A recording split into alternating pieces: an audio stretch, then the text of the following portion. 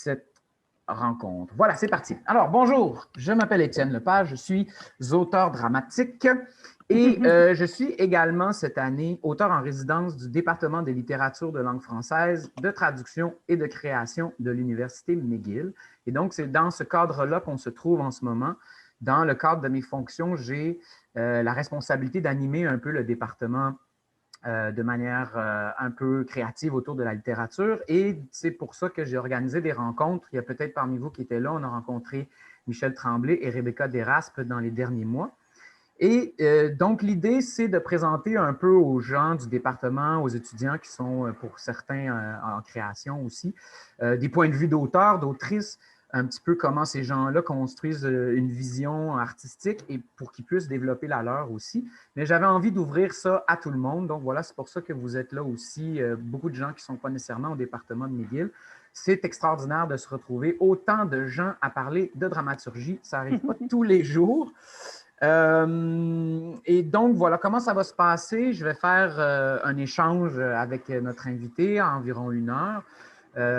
Et par la suite, je vais ouvrir à des questions, donc vous pourrez interroger l'invité. Pour ce faire, on est une quarantaine, donc a priori, ce qu'on va faire, c'est que si vous avez des questions, quand je vais ouvrir les questions, vous simplement ouvrez votre micro. Je crois que vous pouvez l'ouvrir vous-même. Si vous remarquez qu'il ne s'ouvre pas, vous allez dans Réaction, dans votre barre en bas de navigation. Il y a une petite icône qui s'appelle Réaction. Vous cliquez là-dessus et là, vous pouvez lever la main. Et là, à ce moment-là, on va voir que vous voulez poser une question et on va vous donner la parole.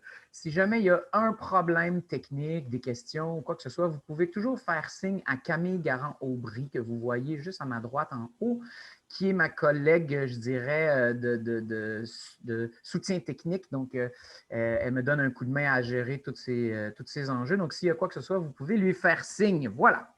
Alors, sans plus tarder, je vous présente Carole Fréchette, qui est, à la base comédienne, qui a été formée à l'École nationale de théâtre du Canada dans les années 70, qui a travaillé par la suite en collectif dans les années 70, avant de se mettre à l'écriture dans les années 80. Sa première pièce, Carole, tu corrigeras par la suite si je me trompe, mais je crois que c'est Baby Blues, qui a été écrit en 89. Et par la suite, Carole est une autrice très prolifique, beaucoup d'œuvres traduites, jouées partout à travers le monde, beaucoup de prix très prestigieux comme le Gouverneur général et le Siminovitch. Quelques titres, Les 4 morts de Marie, Les 7 jours de Simon Labrosse, Je pense à You, Le collier d'Hélène, Small Talk, et j'en passe. Je pense aussi Nassara qui s'en venait, hein, oui. et qui a été mis sur la glace à cause de la pandémie. On y reviendra. Tout ça, c'est publié là, chez Leméac en grande partie, un petit peu chez Landsman, et elle a aussi 2 romans jeunesse qui sont publiés à la courte échelle. Carole, bonjour, bienvenue. Bonjour Étienne et bonjour tout le monde. Je ne vous vois pas tous. Bonjour à ceux que je ne connais pas et à ceux que je connais. Je reconnais des noms. Je sais qu'il y a des amis français qui sont là aussi. Merci d'être là. Merci beaucoup d'être là avec nous, Carole. Écoute, tout de suite en partant, une question comme ça, qui moi j'aime beaucoup, lance la discussion, c'est, dans les années 70, tu décides de t'inscrire à l'École nationale de théâtre du Canada. Si je ne me trompe pas, à l'époque, l'École nationale de théâtre, c'est tout nouveau. Hein? Ça fait quelques 10 ans à années que peu ça près. Ça a été existe. fondé en 1960, je pense, l'école. En 60. Donc, c'est Ouais. quand même, on est quand Oui. même au début du truc. Dis-moi, à quoi ressemble le théâtre? Qu'est-ce que tu vois sur les scènes ou à la télé qui te donne le goût de faire ça, de rentrer dans le milieu du théâtre et de t'inscrire dans une école de théâtre, de devenir comédienne? Moi, j'ai commencé à aller au théâtre assez jeune, vers l'âge de 14-15 ans. J'ai raconté ça souvent. La première pièce professionnelle que j'ai vue, c'était la première pièce de la nouvelle compagnie théâtrale qui était au Jésus dans ce temps-là, qui est aujourd'hui le théâtre Denise Pelletier, qui avait été fondé pour faire du théâtre pour les adolescents, les étudiants du secondaire. Et avec mon école, j'étais allée voir Iphigénie de Racine, qui avait Françoise Gratton et Gilles Pelletier. Puis ça a été comme une révélation pour moi, mais pas tellement la pièce, je peux dire, je pense que j'aurais même pas pu la raconter après, mais c'était le phénomène que j'étais là, devant des gens qui incarnaient une histoire et que je savais complètement que c'était faux, mais j'y croyais complètement. Et puis, je me demandais, mais qu'est-ce qui se passe? Qu'est-ce qu'ils font en coulisses? Tu sais, ça, je me rappelle de ça quand je suis sortie. Je me disais, est-ce qu'ils restent dans leur personnage quand ils sont en coulisses ou bien ils fument une cigarette ou en tout cas. Et puis, donc, j'ai été beaucoup au théâtre là, entre l'âge de 15 ans et jusqu'à, je pense que je rentrais à l'école à 21 ans, 21. Et ben, il y avait déjà le TNM, le 4 sous, le Rideau Vert. J'allais là beaucoup. Moi, j'habitais en banlieue. Je prenais le petit train, je me rendais en ville. C'était toute une aventure pour moi. J'adorais ça. Il y avait beaucoup de théâtre de répertoire. Il y avait un peu de théâtre contemporain. Il y avait quelques compagnies aussi, les Saltimbanques, les Apprentis Sorciers qui jouaient le théâtre de l'absurde et tout ça. Et puis, donc, mais moi, c'est sûr que ce qui m'a attirée, c'est le jeu, puis le phénomène du théâtre. Je me suis dit, moi, il faut que je fasse ça, même si je trouvais que je n'avais pas du tout la personnalité pour devenir une actrice. Tu sais, je n'étais pas si extrovertie, j'étais plutôt sage et première de classe. Puis pour moi, des acteurs, c'était des bohèmes. Et donc, je trouvais que je ne correspondais pas, mais j'ai quand même passé l'audition, puis j'ai quand même été acceptée. Et puis, juste avant d'entrer à l'école, je suis rentrée à l'école en octobre 70. C'était quand même tout un moment. Tu sais, je suis entrée, c'était les événements d'octobre. C'était un moment extrêmement effervescent au Québec. Puis juste avant, je pense que c'était en 68, il y avait eu une classe de l'École nationale qui avait démissionné, là, tu sais, la classe de Paul Baillargeon qui a fini par fonder le Grand Cirque ordinaire. Mais avant de fonder le Grand Cirque ordinaire, cette classe qui a démissionné, ils ont démissionné de l'école parce que l'école refusait de leur faire qu'ils jouent une pièce québécoise comme pièce de finissant. Et donc, ils ont démissionné en bloc et ils ont créé une pièce qui s'appelait Pot TV. Je me rappelle Pot, là, tu sais, comme le pot, là. Pot TV, qui était une création collective. Puis, ils étaient venus jouer ça dans mon collège. Puis, j'avais été absolument séduite. Je n'en revenais pas. C'était la première création collective que je voyais de ma vie, jouée par des gens qui avaient à peu près mon âge. Je trouvais ça très emballant. Donc, mais ça, c'est juste avant que je rentre à l'école. Alors, je pense que quand je suis rentrée à l'école, c'était dans l'idée de faire une carrière de comédienne puis de jouer dans les grands textes et tout ça, tu sais. Mais j'ai été 3 ans à l'école, puis pendant ces 3 années-là, ça a beaucoup bougé dans le milieu du théâtre. Et puis après, bon, j'ai pris un autre chemin. Oui, c'est ça, parce qu'après, on s'en est déjà parlé, toi et moi, mais après, tu es rentré dans cette grande aventure de la création collective. Peux-tu nous en parler un peu, peut-être de ton point de vue, mais peut-être aussi comment tu conçois ou concevais l'arrivée de ce passage-là? Parce que ça a été quand même une époque qui, aujourd'hui, n'existe plus, ou en tout cas, quand on parle de théâtre collectif, on le fait sous d'autres formes complètement. Oui. Il s'est vraiment passé quelque chose dans ces années-là. Là. Oui, c'est vrai que tu sais, ça a commencé juste avant que je rentre à l'école. Et puis, quand je suis sortie en 73, déjà, il y avait comme une explosion, je dirais, de création collective de jeunes compagnies. Puis, il y avait une association qui s'appelait l'AQJT, l'Association québécoise du jeune théâtre, qui regroupait des troupes et qui faisait un festival à chaque été. Et puis, à l'été 74, moi, je suis sortie de l'école en 73. Et puis là, j'ai joué dans une comédie de boulevard, dans un théâtre d'été. C'était je pense que c'est la seule fois où j'ai été engagée comme comédienne, c'est pour jouer dans une comédie de boulevard dans les cantons de l'Est. Et puis après ça, à l'été 74, je suis allée avec une de mes amies au festival de la QJT à Rimouski. Et là, j'en revenais pas. Là, je trouvais que, mais mon Dieu, mais c'est ça ma place. Tu vois, là, il y avait plein de compagnies. Puis il y avait des compagnies, il y avait du théâtre collectif qui était très engagé politiquement, mais il y avait aussi la veillée, par exemple. Gabriel Arcan était là avec un spectacle, je me rappelle. Le Parmi nous était là. En tout cas, oui, s'il n'était pas là, ça s'en venait. Là, mais ce qui m'a beaucoup séduite, c'était cette idée des jeunes de mon âge qui prenaient la parole. Puis, je pense aussi, maintenant que j'y pense, je me dis, au fond, je pense que j'avais un tempérament d'auteur sans le savoir et que l'idée d'être porteur d'une parole, tu sais, sur scène, d'être responsable de ce que tu dis sur scène et de pas juste être un interprète qui se met au service de la parole des autres. Et ça, je pense que ça me convenait bien, sans que je sache du tout à ce moment-là que j'allais écrire un jour. Mais j'ai été absolument renversée et enthousiaste par rapport à ce mouvement-là. Et après ce festival de la QJT, avec mon ami, on est revenu à Montréal, on s'est dit, on va en faire un spectacle, et puis on va parler des femmes. Parce que c'était aussi l'époque, on venait juste de lire Kate Millett, puis Germaine Greer, puis tout ça. Pour moi, c'était tout nouveau. Cette espèce de nouveau regard sur le monde, sur moi comme femme. Moi, je viens d'une famille de 4 filles. Donc, quand je lisais Germaine Greer, j'avais l'impression de comprendre d'où je venais, de comprendre c'était quoi mon éducation et tout ça. Je voulais parler de ça. Donc, avec Pierrette, on s'est dit, on va en faire un spectacle, nous, de création collective. Et puis, on a commencé à faire des recherches. Et pour faire nos recherches, on est allé au Centre de documentation des femmes. Ça s'appelait le Centre des femmes, qui était sur la rue Saint-Denis dans ce temps-là. Et là, la personne qui nous a accueillis, c'était Véronique Oliré. Puis on lui a dit, on est 2 jeunes actrices, on veut faire un spectacle sur les femmes. Puis elle a dit, ben nous, on a une troupe qui s'appelle le Théâtre des Cuisines, et puis on cherche justement des actrices. Pourquoi vous ne venez pas avec nous? Et donc, et là, elle a dit, venez à une réunion. Alors, on est allé à une réunion, et puis on est resté. Voilà.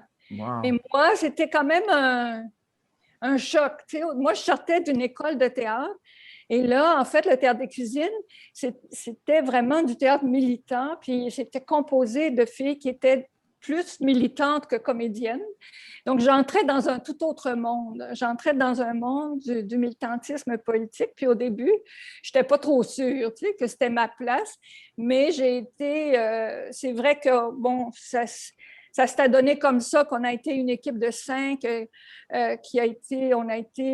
c'était formidable. Puis c'était en 75, c'était l'année internationale de la femme. Tu sais, il y a des moments où tu as l'impression que tu es en osmose avec ta société, là. Et puis avec ta génération et tout ça. C'est que là, j'ai fait ça, le Théâtre de Cuisine, pendant 8 ans. Mais il y avait beaucoup d'autres troupes, là. Tu sais, c'est vrai qu'il y avait un fort courant de création collective et de création collective engagée politiquement. Nous, on était engagés du point de vue féministe, mais aussi du point de vue social. Mais il y avait le Théâtre E qui faisait du théâtre engagé socialement, politiquement. Donc, voilà. Parce que, bon, c'est une époque de grand... Tu sais, on essaie de questionner, on essaie de réfléchir à comment ça fonctionne, qui est au pouvoir, comment on peut redonner la place aux femmes, aux gens. Oui. Bon, puis je me dis, c'est intéressant parce qu'on est dans une époque, comme on dirait, peut-être semblable en ce moment dans le milieu des arts, en tout cas, mais qui est sans doute aussi très différente. Ça doit se faire d'une manière très différente. Moi, évidemment, je n'étais pas née dans les années 70. Je me demande, qu'est-ce que vous trouviez? Parce que je me souviens d'avoir fait un petit peu de recherche sur, entre autres, le Théâtre des Cuisines et d'avoir senti qu'il y avait comme un désir, par exemple, qu'il n'y ait pas de hiérarchie, qu'il n'y ait pas de personne qui signe le texte. Un désir aussi d'aller dans des lieux, au lieu de demander aux gens de sortir puis d'aller dans les lieux élitistes auxquels tu ne te sens pas toujours bienvenu, faire des trucs gratuits, faire des trucs en plein air. Donc, pour moi, j'ai la sensation qu'il y avait vraiment un grand désir semblable à celui d'aujourd'hui de comprendre les rapports de force puis comment les transformer pour rendre le théâtre plus accessible. Donc, je me dis, qu'est-ce que vous avez trouvé? Qu'est-ce qui a bien marché ou qu'est-ce qui n'a pas marché? Mais en tout cas, c'est très juste que ce que tu dis, qu'on voulait rejoindre des couches de la population qui n'allaient pas au théâtre. Mais tout ce théâtre-là était très influencé par une pensée marxiste. On avait une vision marxiste, grosso modo, de la société, donc de la division en classes sociales.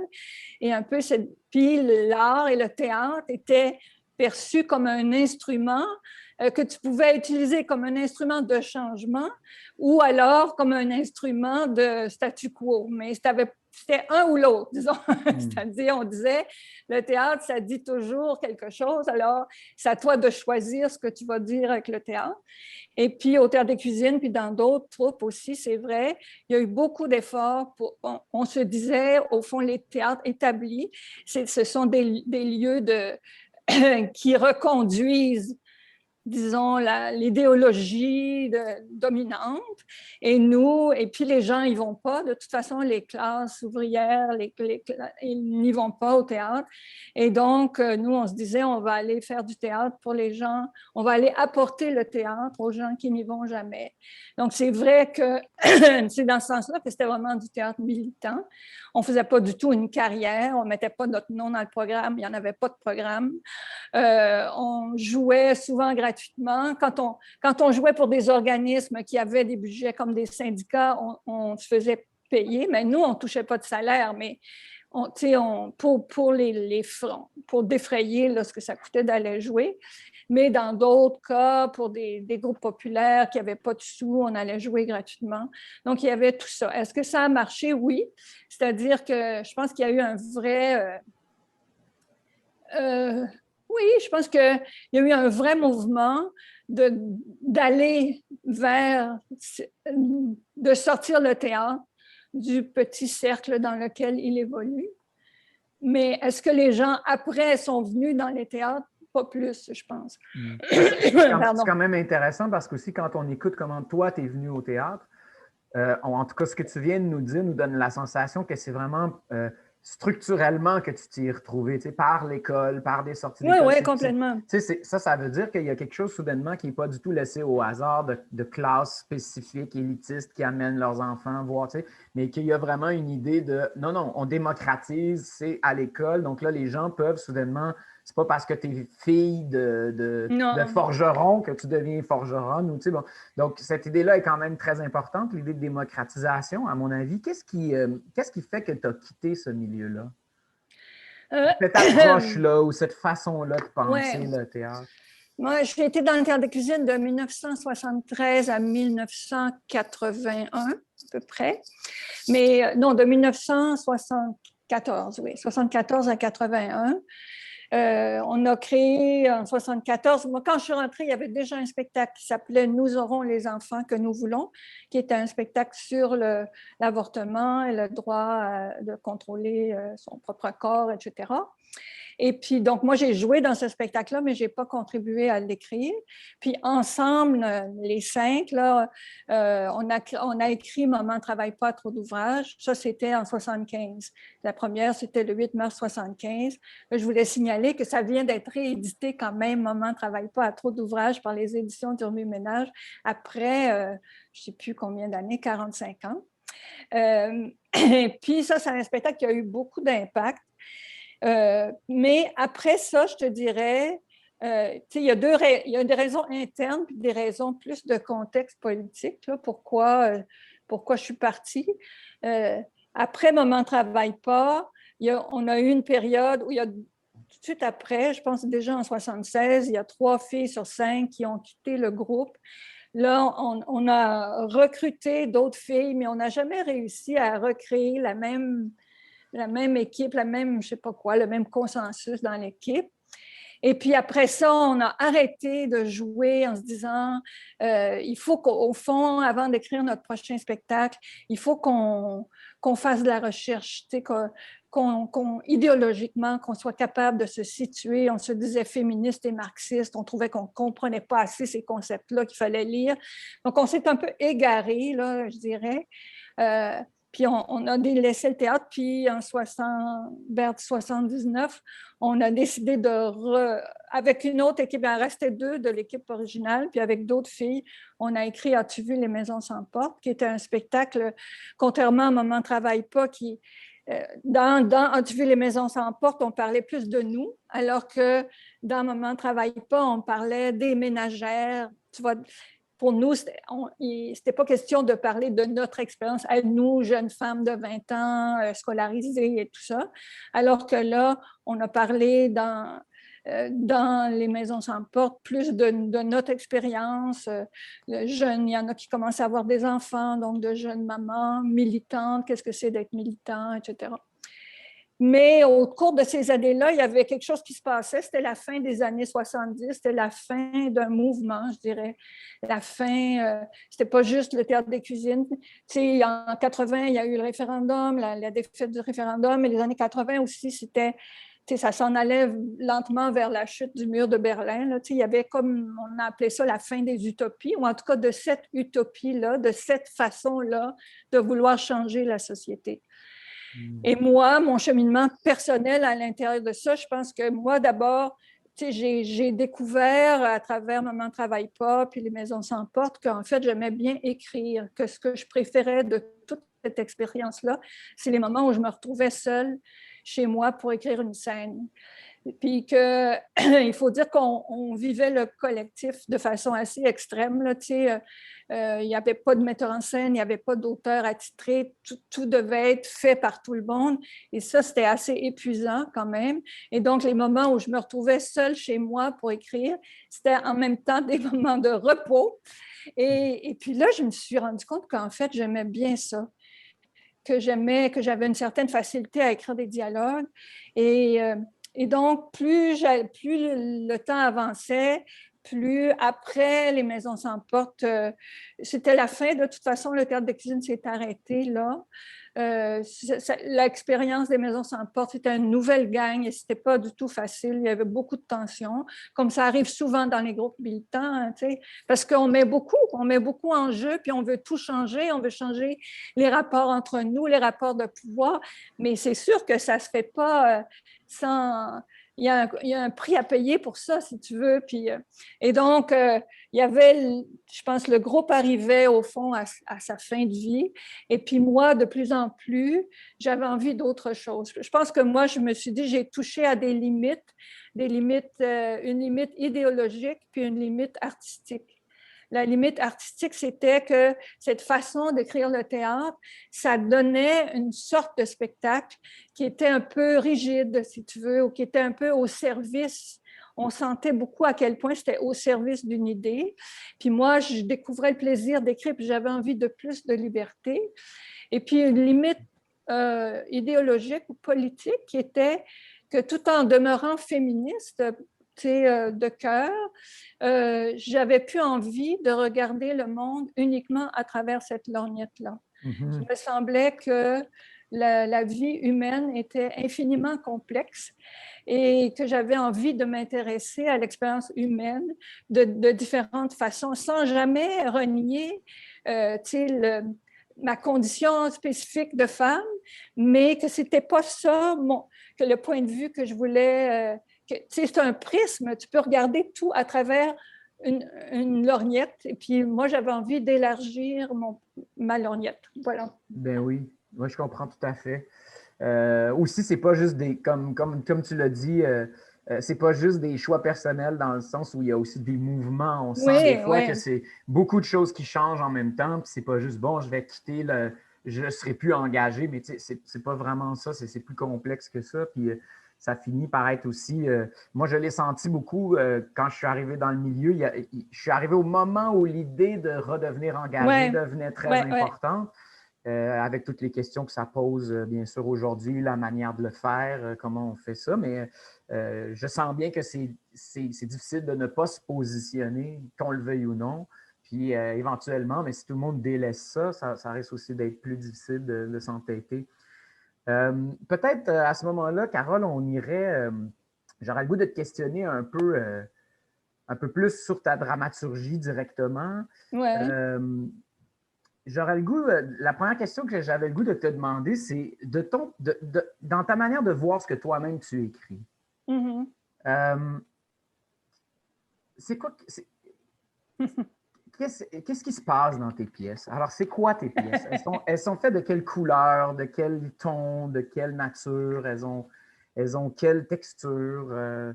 C'est quoi les univers que tu fabriques? Ouais, ça, c'est difficile, parce que je n'ai pas tellement de recul là, pour voir c'est quoi les dominantes et tout ça. Ce que je dirais, en tout cas, c'est qu'au fil des ans, là, une de mes convictions, c'est qu'on écrit son rapport au monde. Puis que ce rapport au monde, il ne change pas tant que ça avec les années, puis qu'on écrit ce qu'on est, la façon dont on perçoit le monde. Il y a des rapports au monde qui sont dominés par la colère, il y en a qui sont dominés par l'indignation, il y en a qui sont dominés par l'ironie ou le cynisme ou le désespoir. Et moi, j'ai l'impression que dans mon rapport au monde, il y a une certaine dose de tristesse. Il y a, je ne sais pas quoi, un sentiment de solitude, aussi le sentiment profond de la solitude humaine. Puis peut-être aussi quelque chose qui revient, c'est cette idée de essayer de trouver sa place dans ce monde-là. Ça, c'est peut-être aussi quelque chose qui est plus fréquent chez les femmes, là, ce sentiment. Là, Marie, c'est quelqu'un qui a, dans les 4 morts de Marie, c'est cette personne qui cherche c'est quoi sa place dans le monde jusqu'à partir sur l'océan, puis en se disant, je vais écrire les aventures de Mary Simpson, etc. Donc, je pense que ça, c'est une des constantes dans ce que j'écris, c'est trouver sa place. C'est vrai que dans tes pièces, il y a beaucoup de personnages qui s'interrogent. Hein? C'est comme si le cœur de la pièce, c'est vraiment l'interrogation. Oui. Donc, on est dans une sorte de, je ne sais pas comment tu appellerais ça. C'est-tu une enquête ou c'est… Je ne sais pas. C'est vrai que j'ai beaucoup plus, devant le monde, j'ai beaucoup plus de questions que de réponses. Et j'ai pas du tout, je ne sais pas comment le dire, ça peut avoir l'air bête de dire ça, mais j'ai pas beaucoup de colère. Et puis, donc, longtemps, je me suis dit, un jour, je vais écrire une pièce qui s'appelle « Je ne suis pas en colère ». Là, je trouvais ça pas vendeur tellement. Mais essayer d'aller fouiller, qu'est-ce que ça veut dire, ça? Puis j'imaginais une femme qui essayait d'être en colère, qui se mettait devant des situations vraiment révoltantes, etc. Mais c'est pas que je suis pas choquée par des choses, mais c'est pas mon mode de ressenti, le principal. Oui, je pense qu'il y a beaucoup de questions. Moi, en général, j'aime les œuvres littéraires, les pièces, même les œuvres visuelles qui me posent des questions. Et puis, je suis beaucoup plus réticente devant des œuvres qui m'assènent des explications ou qui veulent me convaincre de quelque chose. C'est un peu toujours aussi la difficulté, je trouve, avec la dramaturgie, c'est de se demander comment dire quelque chose avec ce langage très étrange qu'est la dramaturgie. Oui. Puis on finit toujours par dire quelque chose, mais si on le dit en le disant, ça devient un peu comme banane. Alors il faut trouver une façon que ça le fasse, que ça nous fasse quelque chose. Puis effectivement, je sens, moi, à travers tes pièces, que le questionnement du personnage devient, comment dire, on s'identifie facilement à ça. Dans ce personnage généreux qui ouvre son questionnement, dans ce personnage aussi incertain. Hein? Il me semble que tes personnages n'ont pas tendance à affirmer des choses. Ils sont dans des recherches, ils font des petites expériences humaines, personnelles, ils tentent des choses.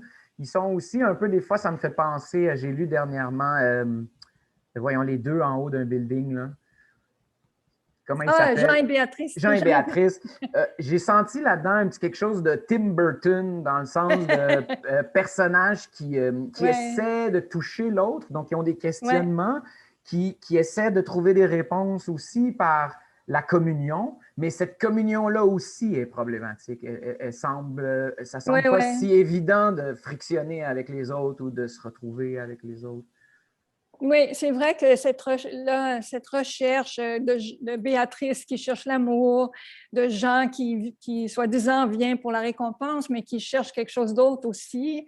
Et puis, tu sais, dans Small Talk, Justine qui cherche à faire la conversation pour moi, ça a l'air banal, mais il y a quelque chose qui est très proche de moi, de cette fille qui elle cherche à savoir comment faire la conversation, mais à travers ça, on voit qu'elle cherche à qu'est-ce que c'est échanger vraiment avec les gens, sortir de la banalité. Elle trouve que tout est banal, mais elle ne trouve jamais cette chose si vraie qu'elle cherche. Bon.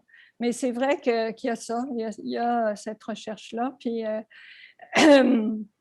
oui, voilà, j'avais une idée, mais je l'ai perdue, ça va revenir. Elle va revenir.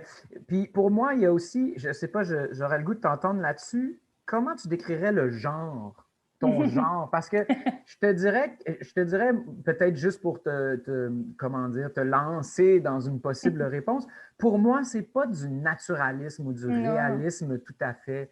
Dans le sens où on n'est pas en train de présenter là, comme une sorte de lunette ou une sorte de caméra qui serait placée dans une cuisine ou dans une maison ou dans une école ou dans un hôpital ou peu importe quel lieu. Il y a quelque chose qui est un peu, pas dans toutes les pièces de façon égale, mais il y a quelque chose qui est peut-être un peu fantasmé, poétique. Comment tu travailles ça? Comment tu vois ça? Oui, c'est toujours un peu décalé, je dirais. Hein? Tu sais, Jean et Béatrice dans leur tour, ou les Quatre Morts de Marie, ou Small Talk, même Small Talk, quelque chose de très quotidien, mais en même temps, il y a une fantaisie là-dedans de la fille qui s'en va prendre des cours de conversation. Puis, mais je ne sais pas comment décrire ça. Ce que je sais, moi, c'est que ce qui m'importe, c'est que les émotions soient vraies. Mon travail, c'est de faire en sorte que même dans une situation qui n'est pas vraie, ou qui est décalée par rapport au réel, mais que les émotions soient vraies. Et ça, c'est mon travail d'écrivain. Donc, pour moi, c'est important d'avoir un certain ancrage dans le réel.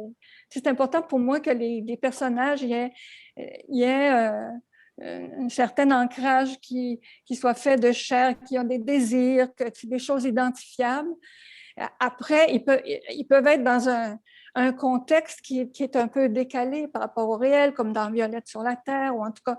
Mais c'est toujours important pour moi d'arriver au fait que ce qui compte, c'est que ce qui les anime est vrai. Est vrai puis est palpable. Mais on dirait que j'ai même le goût de dire, Carole, que est-ce que ça se pourrait que dans ton travail, justement l'univers que tu fabriques a quelque chose de fabriqué qui est un peu onirique ou un peu, même des fois simplifié comme dans le conte, là, tu sais, schématisé. Complètement, Mais peut-être pour encore plus laisser la place, dans le sens où c'est pas tant que tu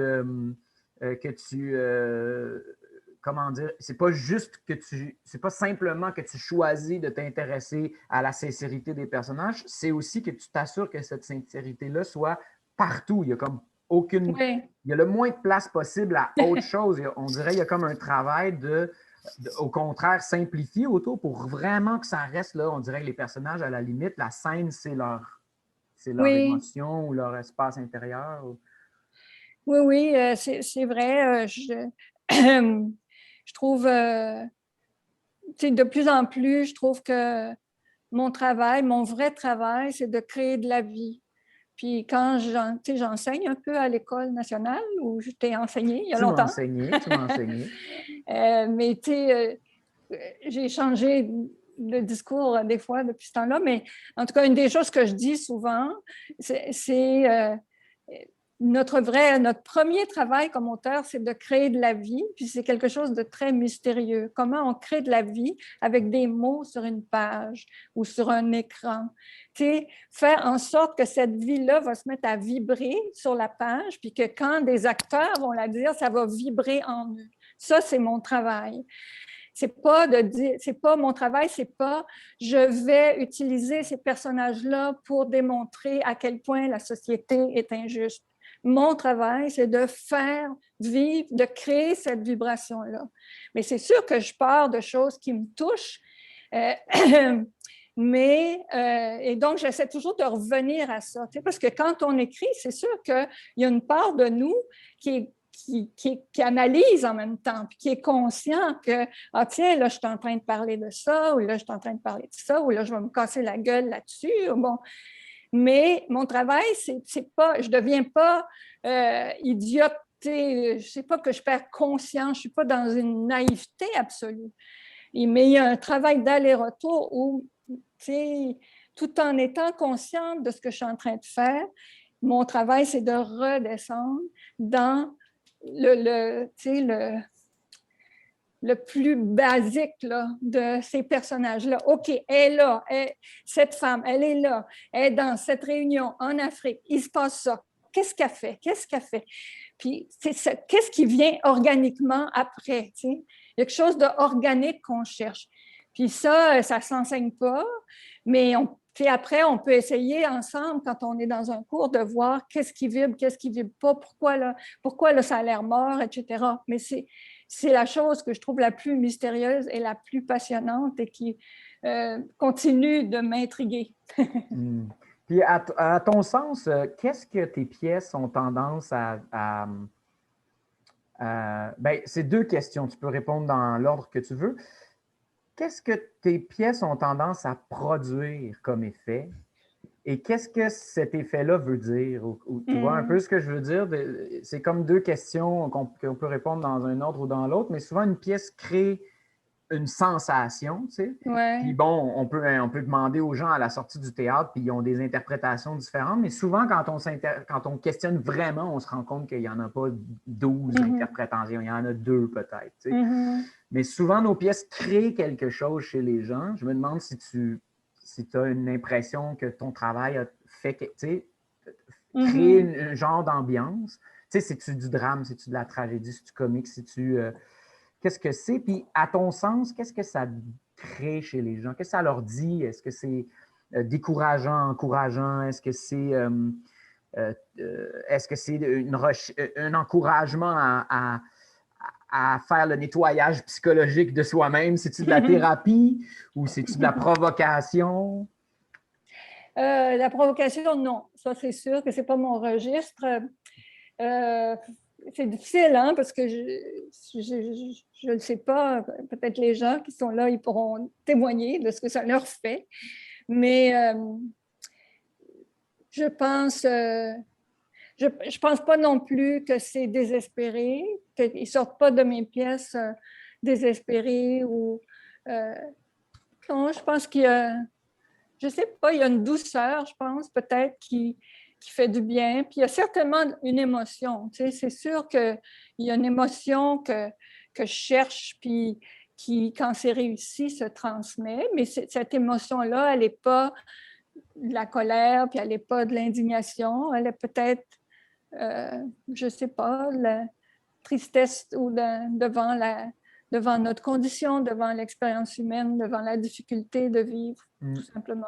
Il y a une sorte de regard, hein, que je ne sais pas si tu le verrais comme ça, mais c'est comme si tu déposais un regard en essayant justement de l'épicer le moins possible, tu sais, de le laisser le plus simple possible, de le laisser le plus droit possible, le plus épuré, si on veut, même si ce n'est pas toujours un concept que je comprends, là, mais bon, épuré au sens où on essaie d'être juste, d'être rationnel, même si c'est émotif, tu sais. On essaie d'éviter trop de colère ou trop de jugement rapide ou trop d'emportement ou trop de ci. Puis, je ne sais pas, peut-être que cette façon-là de travailler, ça me fait penser à un petit peu ce que nous disait Rebecca. Il y a quelque chose de très fort sur juste la puissance d'une générosité.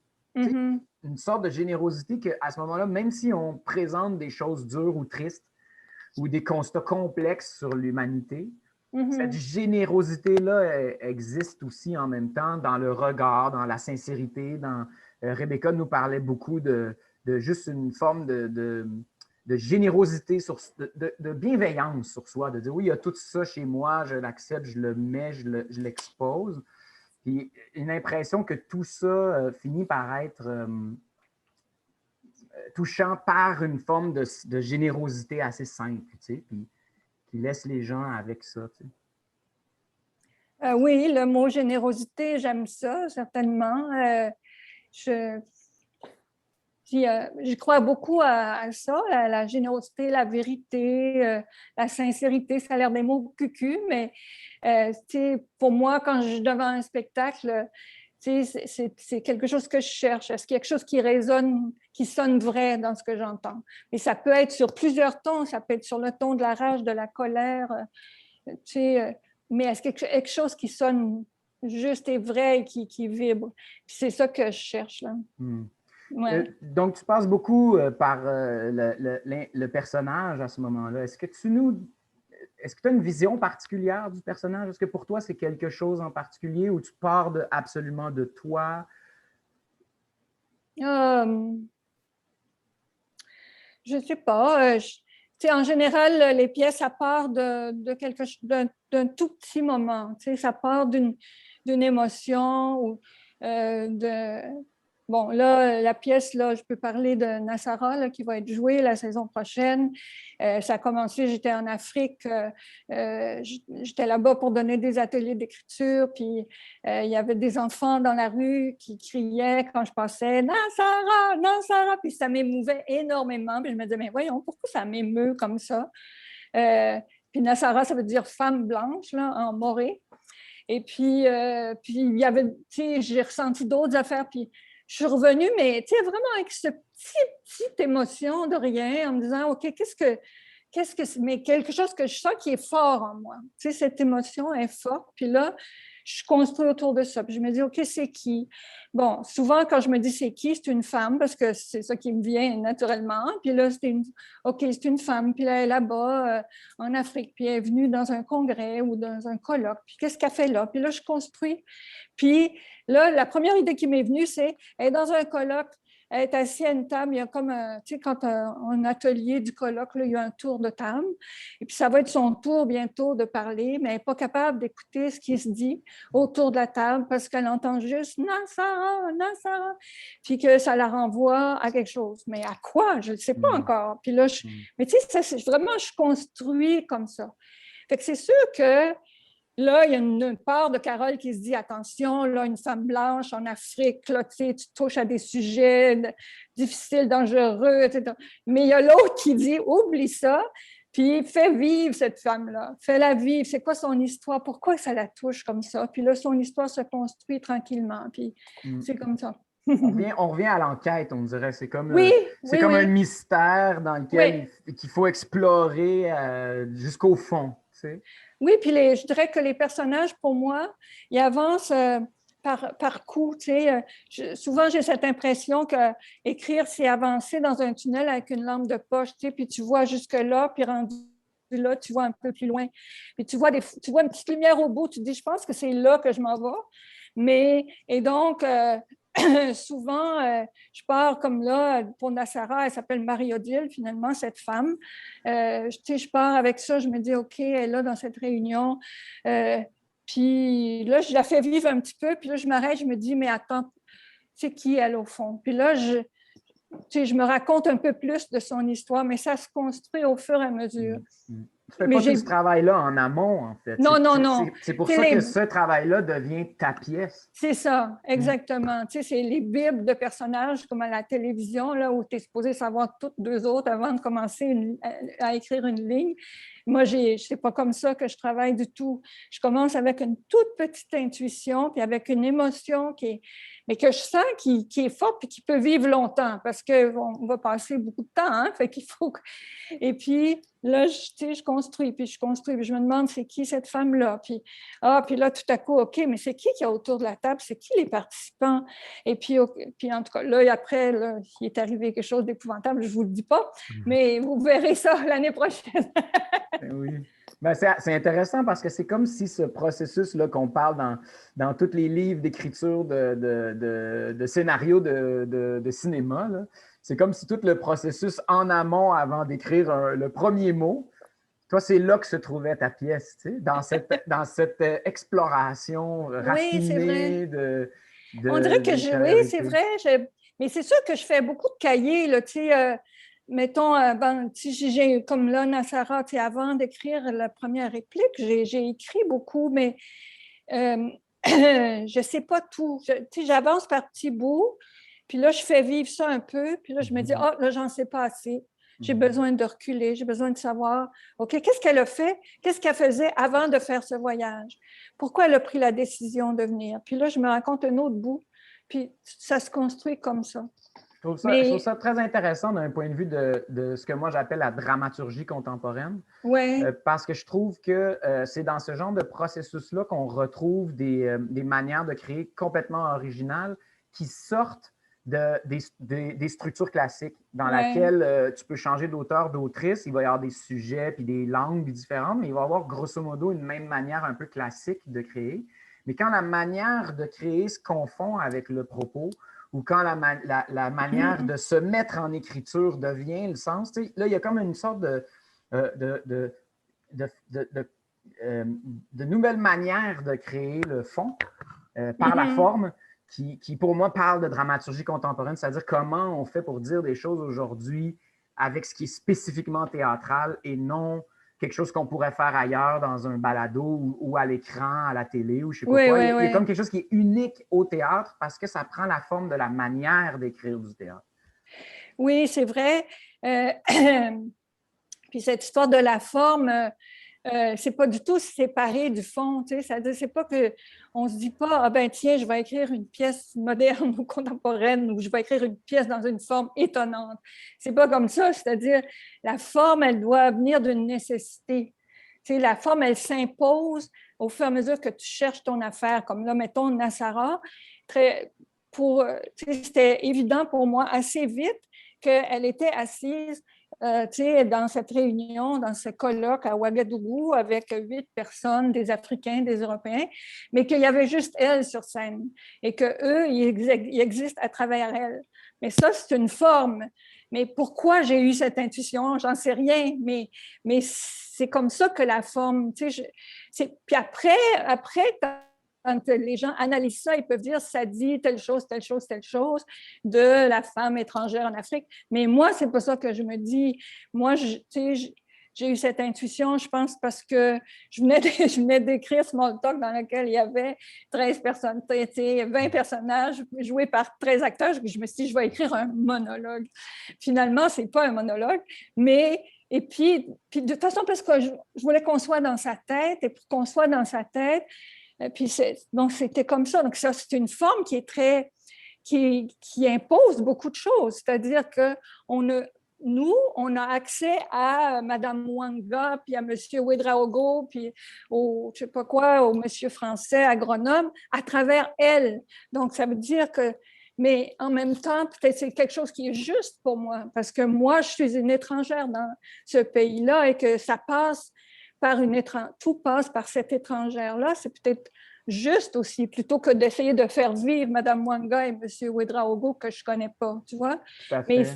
Mais ça vient instinctivement, puis il faut suivre ça, il faut suivre ces impulsions. Les impulsions de forme sont super importantes, je trouve. Tout à fait. Bien, ce que tu dis, je trouve que ça rebondit sur ce qu'on discutait un peu plus tôt, sur cette manière dont tu écris des mondes qui sont dégagés de tout ce qui fait obstruction à l'intériorité du personnage. Donc, pour moi, ça résonne fort. Je fais comme, ben oui, tu sais, c'est un bon outil. C'est vrai aussi que des fois, les idées de forme, ils viennent, on ne sait pas trop de où. Ouais. Des fois, on est juste embêté, on est comme, je sais pas trop, j'ai pas le goût de faire ce personnage-là, je le fais pas. Mais là, il parle de ça. Tu sais, des fois, c'est des choses un peu, ou comme tu dis, c'est quasiment je viens d'écrire une pièce à 13 personnes, je fais un monologue. Donc, des fois, c'est des choix un peu curieux. Oui, oui. Mais avec le travail, moi, ce que je constate, c'est que souvent, ça se remplit de sens. Oui, oui. Des fois, on ne le voit pas avant la toute fin. Des fois, on le voit en cours de route, mais ça finit par imprégner, justement, si tu restes à l'écoute de ce que ce choix-là crée comme impact. Tu restes à l'écoute de ce que ça fait dans ta pièce, bien, pas le choix. Tranquillement, ça va devenir l'ADN de ce que tu fais. Complètement, donc, oui, oui, oui. Très important. Dis-moi, Carole, est-ce que tu as une pièce préférée que tu as écrite? Oh non, j'ai une affection particulière pour les 4 morts de Marie parce que c'était un moment si important dans ma vie d'auteur. Puis parce qu'en l'écrivant, j'ai eu l'impression que je me disais, ah, mais c'est ça ma voix. Puis moi, j'ai ça dans moi, puis j'ai cette tristesse-là. Alors que je ne suis pas quelqu'un de particulièrement triste dans la vie, ceux qui me connaissent, bon. Puis à la fin, quand Marie s'en va sur l'océan, sur sa chaloupe, je ne comprenais même pas que j'avais pu écrire ça.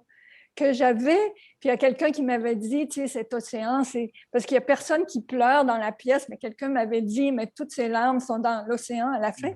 Puis, mais donc, c'est vrai, je trouve pas du tout, c'est pas une pièce parfaite et tout ça, mais j'ai une grande tendresse pour cette pièce-là à cause de ce qu'elle a représenté pour moi, puis aussi parce que ça a été la pièce qui m'a ouvert des portes finalement en France, puis ici, puis tout ça. Mais j'ai beaucoup, beaucoup d'affection pour cette Marie encore aujourd'hui. Ouais, je comprends. Est-ce que tu as une pièce dont on parle jamais, puis tu trouves bien plate? Ah, peut-être Violette, sur la Terre, on en parle moins. Mais c'est quoi les pièces dont on me parle le plus ou qui sont le plus jouées, c'est Jean et Béatrice, les 7 jours de Simon Labrosse. Même la petite pièce en haut de l'escalier. Non, je ne sais pas. Peut-être Violette sur la Terre, mais je peux comprendre pourquoi on en parle moins. C'est une pièce qui est moins évidente pour moi, même si je l'aime bien aussi à sa façon. Mais je ne sais pas. Puis est-ce que tu as une pièce que tu n'aimes pas? Est-ce que j'ai une pièce que j'aime pas? Je dirais Baby Blues. C'est pas que je l'aime pas, mais je la sens. Il y a des choses qui me gênent dedans. Il y a des choses que je me dis, c'est la première pièce, puis il y a des aspects autobiographiques dedans. Puis je cherchais, je trouve la Baby Blues, c'est la pièce, m'a été ma pièce de transition entre la militante féministe que j'étais, puis là, j'ai fait une pièce où il y avait juste des femmes. Puis, mais je la renie pas du tout, mais il y a des choses qui me font moins plaisir dedans. Ben, on pourrait comparer ça à une pièce d'école pour quelqu'un qui passe par l'École nationale exactement. aujourd'hui. Ta pièce de finissant ou quelque chose. On n'est pas toujours satisfait de ça parce qu'il faut quand même le mentionner que toi, tu as fait l'École nationale, mais en jeu. Donc, ça veut dire que tu t'es apprise, tu as appris à toi, tu t'es apprise à écrire toi-même. Donc, ça prend quand même un certain nombre d'expériences, de ces erreurs. Il faut dire que, en fait, après le théâtre des cuisines, là, j'ai été faire ma maîtrise à l'UQAM. Puis c'est là que j'ai commencé à écrire. J'ai senti le besoin. Après la maîtrise, après le théâtre des cuisines, je me sentais vraiment perdue, parce que j'avais l'impression de ne plus avoir. Moi, je n'avais pas fait de carrière. J'étais sortie de l'école depuis 8 ans. J'avais joué nulle part dans le réseau officiel. Puis j'avais envie d'y revenir, mais je ne savais pas comment. Puis je sentais que c'était par l'écriture. Puis tout à coup, une amie m'a dit, mais tu sais, il existe un nouveau programme de maîtrise à l'UQAM en théâtre, puis tu peux faire un mémoire création. Et je me suis dit, tiens, peut-être que ça va me donner un cadre pour écrire, puisque je ne savais pas comment commencer du tout. Puis j'étais complètement seule, là. Et puis, ça m'a beaucoup... ça a été très important aussi pour moi, la maîtrise, parce que ça m'a donné un cadre, et puis j'ai suivi des cours, puis là, c'était comme, après toutes ces années de militantisme, relire Aristote, puis relire, des classiques, puis réfléchir au théâtre d'une autre façon. Puis c'est là que j'ai commencé à écrire Baby Blues, en fait. Donc, c'était ma pièce de finissante de maîtrise. Ben oui, c'est ça. C'est mon mémoire de maîtrise. Dis-moi, peut-être pour les gens qui ont des démarches d'écriture, là, comment ça fonctionne, mettons, comment tu travailles? C'est-à-dire, est-ce que tu as des routines? Est-ce que as-tu des problèmes d'inspiration? As-tu des trucs? Comment tu gères ça, ton quotidien d'autrice? Parce que c'est quand même quelque chose de se motiver toi-même à écrire tous les jours. Mais il y a des cas de figure différents. Des fois, il y a des commandes. Puis il y a des pièces qu'on écrit qui sont attendues par personne sur la Terre. Puis ça, c'est un autre. Alors, bon, quand c'est des commandes, on sait que c'est attendu, on a des deadlines. Ça arrive pas si souvent, mais ça arrive. Là, on a un deadline, on a des interlocuteurs aussi, on sait qu'ils nous attendent. À qui on peut faire lire à certaines étapes. Mais quand j'écris une pièce comme Nassara, là, que j'ai écrite comme ça, en ne sachant pas si ça allait trouver sa place sur une scène un jour, ben, c'est quoi ma discipline? Je ne me trouve pas hyper disciplinée. Je suis quelqu'un du matin. Il faut que je travaille le matin, c'est mes meilleures heures. Je suis très du lundi au vendredi.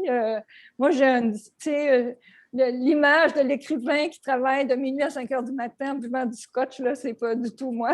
Ça, même quand j'étais plus jeune, c'était pas ça. J'ai beaucoup besoin d'être dans un cadre. Puis, quand j'ai commencé à écrire, j'avais ma fille qui était petite aussi, donc j'étais habituée d'avoir une routine avec un enfant et tout ça. Mais je trouve que j'aime ça écrire, mais il faut se fouetter à tous les jours.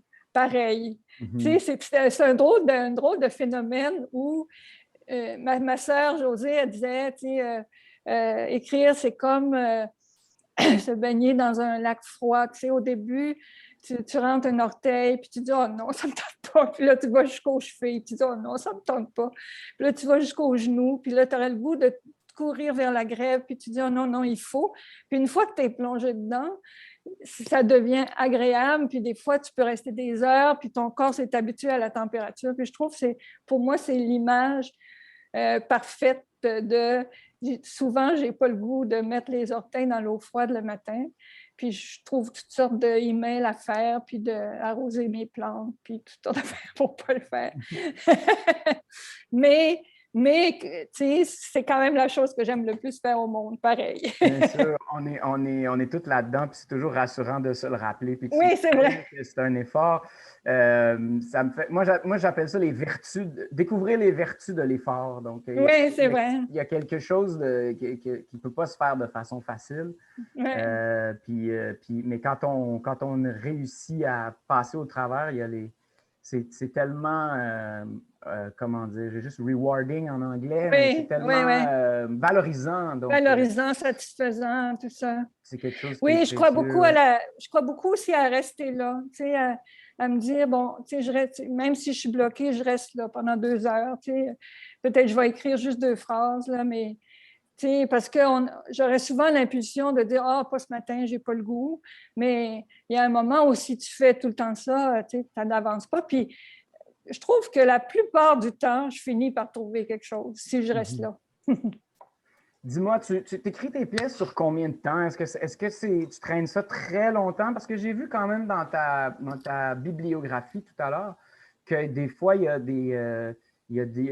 plusieurs années, des fois, entre certaines pièces, si je ne me trompe pas. Est-ce que ça veut dire que tu traînes ta pièce tout ce temps ou ça veut dire que des fois, tu te donnes en jachère pendant de Ouais. longs moments?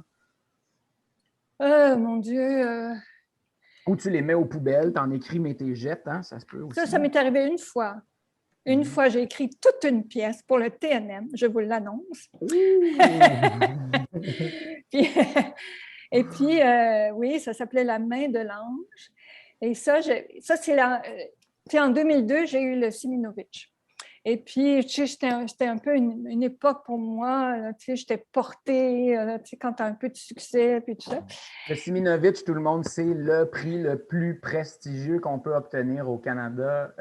Puis c'est un prix qui est difficile à obtenir parce que c'est un prix canadien. Et nous, comme Ouais, on est dans une culture francophone minoritaire québécoise au Canada. minoritaire, ben, les gens souvent sur le jury ne nous connaissent pas, ils ne connaissent pas le travail qu'on fait ici. Hein. On est vraiment une bulle, moi je trouve une bulle extraordinaire, mais qui est quand même dans un grand et vaste Ouais. pays qui a d'autres visions. En tout cas, donc gagner ce prix-là, c'est quelque chose. Oui, oui, c'est vrai. Puis c'est un prix qui est accordé une année à un scénographe, une année à un metteur en scène, une année à un auteur. Donc, c'est juste une fois par 3 ans, c'est accordé à un auteur. Donc, j'ai eu la chance d'avoir ce prix-là. Puis en 2002, puis là, Lorraine Pintal au TNM, elle m'avait dit, ben écoute, j'aimerais ça que tu sois en résidence au TNM, etc. Puis j'ai écrit toute une pièce qui s'appelait La main de l'ange, qui est une pièce ambitieuse avec 12 acteurs ou 10 acteurs, parce que c'était le TNM, etc.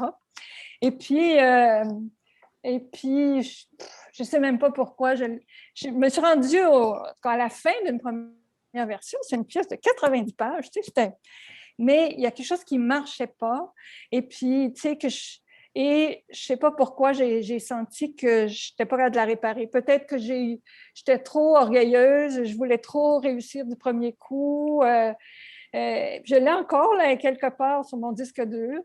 Puis, je trouve qu'il y a des super belles choses dedans, mais je trouve encore que je suis partie d'un point de départ qui était justement pas assez concret.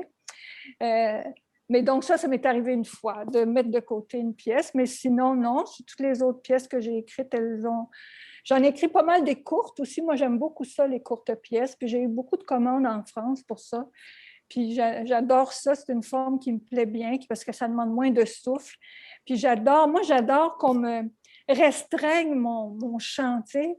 Parce que l'écriture, c'est étourdissant parce que tu es devant le grand vide. Mais là, on te dit 10 minutes, on te dit 3 acteurs, 2 gars, 3 filles, on te dit tel thème. Puis, tu sais, fait que là, il faut que tu joues dans ce petit carré de sable-là. Et ça, j'adore ça.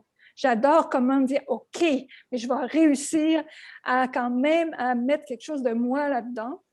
Donc, ça, j'en ai écrit pas mal. C'était quoi la question? Qu'est-ce que je fais? Ah oui, j'écris. Ça dépend vraiment des pièces. Tu sais, le collier d'Hélène, j'ai écrit ça en 3 mois. Jean et Béatrice, j'ai écrit une version, je l'ai mis de côté pendant 2 ans, puis je l'ai repris au bout de 2 ans. Après le collier d'Hélène, il y a un grand trou aussi dans mon CV parce que je me suis fait embarquer dans un projet de faire un film avec ça. Tu sais, un producteur libanais qui m'a convaincu de faire un scénario. Donc, je me suis lancée dans l'écriture d'un scénario. Ça m'a pris presque 1 an, puis ça n'a jamais été fait. Donc, tu sais, j'ai pas du tout aimé ça, l'expérience d'écrire un scénario à partir de ma pièce. Ouais. C'est un autre langage, c'est pas le mien.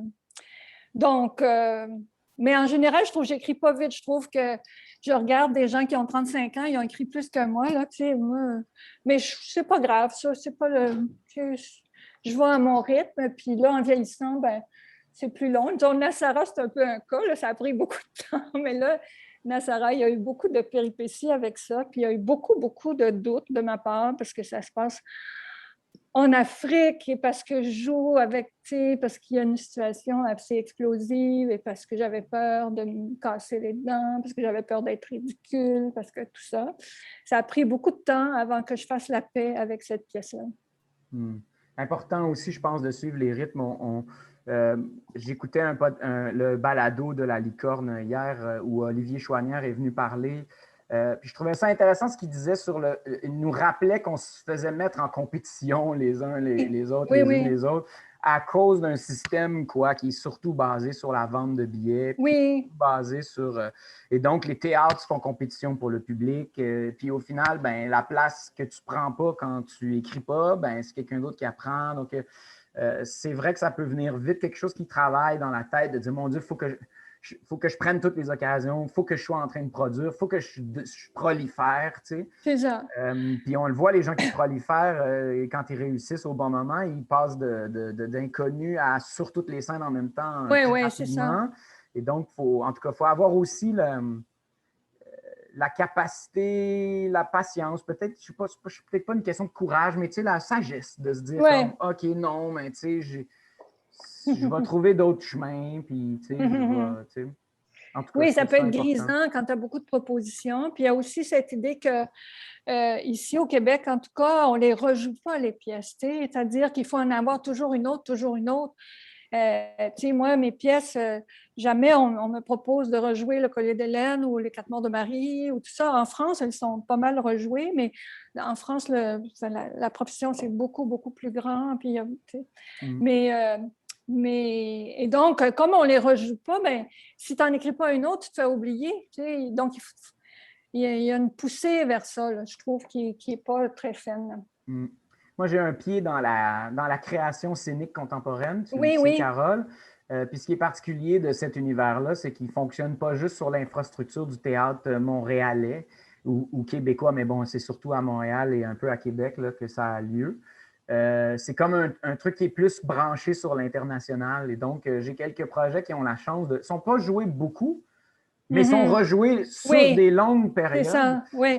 J'avoue que ça, c'est quelque chose qu'on ne vit pas autrement, cette idée que ta pièce, ça fait 7 ans qu'elle joue, 8 ans qu'elle joue. C'est ça. Puis elle a complètement une autre résonance aujourd'hui. Tu n'as même plus la retravailler ou tu la redécouvres plusieurs fois. C'est quand même, je dirais, un privilège de créateur de pouvoir négocier son travail sur des périodes comme ça. Puis effectivement, ça n'existe pas vraiment à l'intérieur ici Non, du milieu. parce Donc, ça... qu'ici, le marché, c'est très petit aussi. Mais c'est vrai que moi, mes pièces que j'ai écrites il y a 20 ans, elles vivent encore beaucoup en Europe. Là, il y a des... Puis ça, c'est beau, là, qu'il y a des jeunes qui jouent la peau d'Elisa, puis que pour eux, c'est leur présent. Puis moi, c'est mon passé. Là. Moi, j'avais 45 ans quand j'ai écrit ça. Là. Fait que ça, c'est sûr que ça donne, ça aide à continuer, puis ça donne un sens à ce qu'on fait aussi. Tout à fait.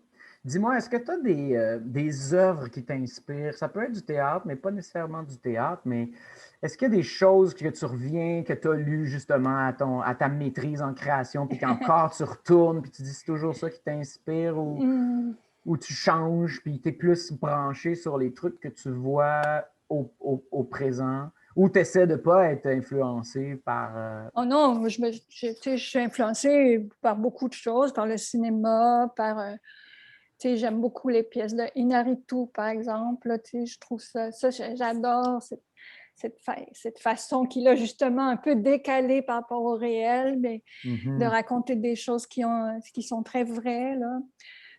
Mais devant des questions comme ça, je ne sais jamais quoi dire, mais je me laisse influencer. Je suis influencée par beaucoup, beaucoup de choses. Quand j'ai commencé à écrire, je dirais, Coltès, c'est quelqu'un qui m'a... Pas du tout parce que j'avais envie d'écrire comme ça, mais qui me donnait la permission. C'est comme je me rappelle les premières pièces de Coltès, je me disais, on a le droit, on peut faire ça. On peut faire un personnage qui arrive sur le plateau et qui dit « Je suis la petite ». Je trouvais ça fantastique. Donc, c'est plus comme ça, des écritures qui te donnent des permissions, qui vont dans des lieux où tu ne pensais pas qu'on pouvait aller, par exemple. Donc, tu n'as pas nécessairement tu restes assez...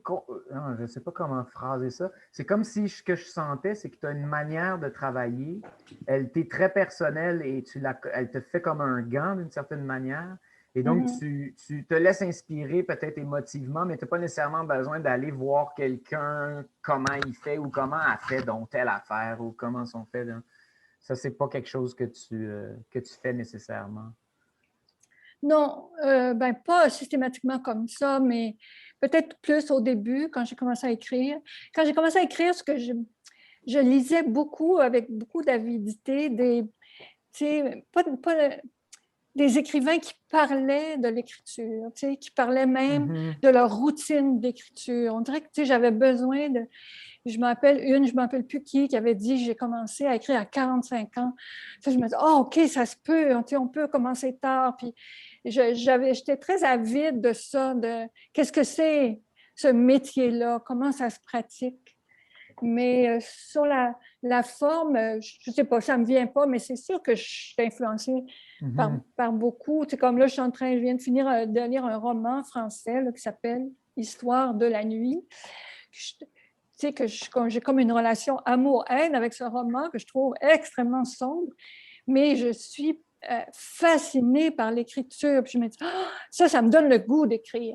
Quand je vois une écriture, je me dis, aïe, aïe, aïe, j'ai jamais lu un roman écrit comme ça. Puis on dirait que ça me donne le goût, pas de faire ça, mais ça me donne de l'enthousiasme pour essayer des choses. C'est drôle parce que moi, je suis plus un copieur caméléon, voleur d'idées. Et donc, au contraire, moi, je suis toujours en train de chercher. J'ai du monde chez qui je retourne souvent. Comment lui ou elle fait ça? Puis j'essaie vraiment d'aller. Puis justement, quand je tombe sur quelque chose que j'adore, je me dis, il faut que je fasse ça, il faut que j'écrive comme ça. Mais il y a des choses qui fonctionnent après et qui ne fonctionnent pas. Oui, c'est ça. Il y a du monde qu'on est capable d'imiter ou enfin. Moi, je dis que c'est pas tant de limite. Mais enfin, on peut se dire qu'on imite, mais c'est que ça prend toujours la couleur de qui on est au final. Donc c'est pas trop. Moi, je suis pas trop inquiet ça, c'est sûr. de copier et de voler les autres parce que ça fait jamais. On est toujours influencé de toute façon. Il n'y a pas de sûreté. Donc ça ne me dérange pas. Mais c'est un exercice que je fais faire, entre autres, moi, avec les étudiants quand j'étais à l'École nationale, de les faire copier musicalement d'autres auteurs, d'autres autrices, ne serait-ce que pour s'obliger à découvrir d'autres mécaniques. Oui, tout à fait. Mais aussi, c'est que ça va avec plus ma personnalité. Je vois que toi, tu es d'une autre mécanique complètement. Dis-moi, Carole, Ah, il est déjà écart, donc Oui, je vais sauter une question ou deux que j'avais parce que finalement, peut-être que euh, les gens voudraient poser des petites questions. ouais, oui, bien sûr, je peux envoyer vers les champs. J'en ai une dernière pour toi parce qu'elle me tient énormément à cœur. OK. Et c'est la question très vaste, très générale, mais très importante pour moi du sens du théâtre dans notre société. J'aimerais ça que tu me dises, pour toi qu'est-ce que c'est? Pourquoi c'est important? Puis tu sais, tu as décidé d'en faire de manière très engagée. Mm. Ensuite, tu t'es dirigé vers une approche beaucoup plus, je dirais, personnelle, Mhm, intime, mhm. qui pour moi n'est pas pour autant désengagée, parce Non, qu'il y non, a, non. il y a cette idée de partager des choses au public et de vivre des moments ensemble. C'est tellement important, c'est tellement précieux. Mais c'est quand même une autre façon de concevoir Mhm. le théâtre. Il y a peut-être eu avec ton aventure avec le théâtre des cuisines des joies, des déceptions. Il y a peut-être aussi aujourd'hui des joies, des déceptions par rapport au milieu, comment il a été, comment il change. Donc, je me demande si tu n'as pas une vision, une sensation à nous partager par rapport au théâtre. Comment tu le sens? Comment tu sens? Est-ce que tu as l'impression que ça va pas bien, que ça va bien, que ça sert à quelque chose, que ça sert à rien? Choisis. Ben, je ne pense pas que ça sert à rien.